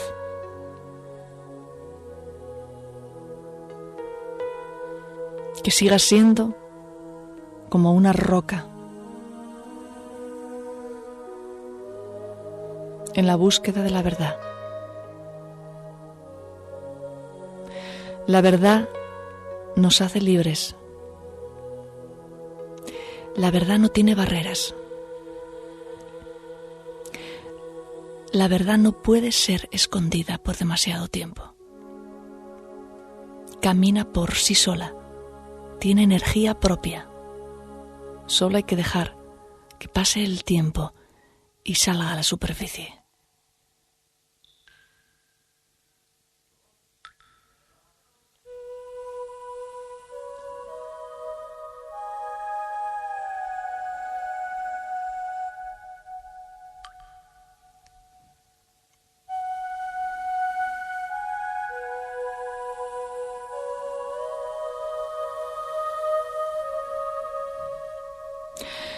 Nos marchamos con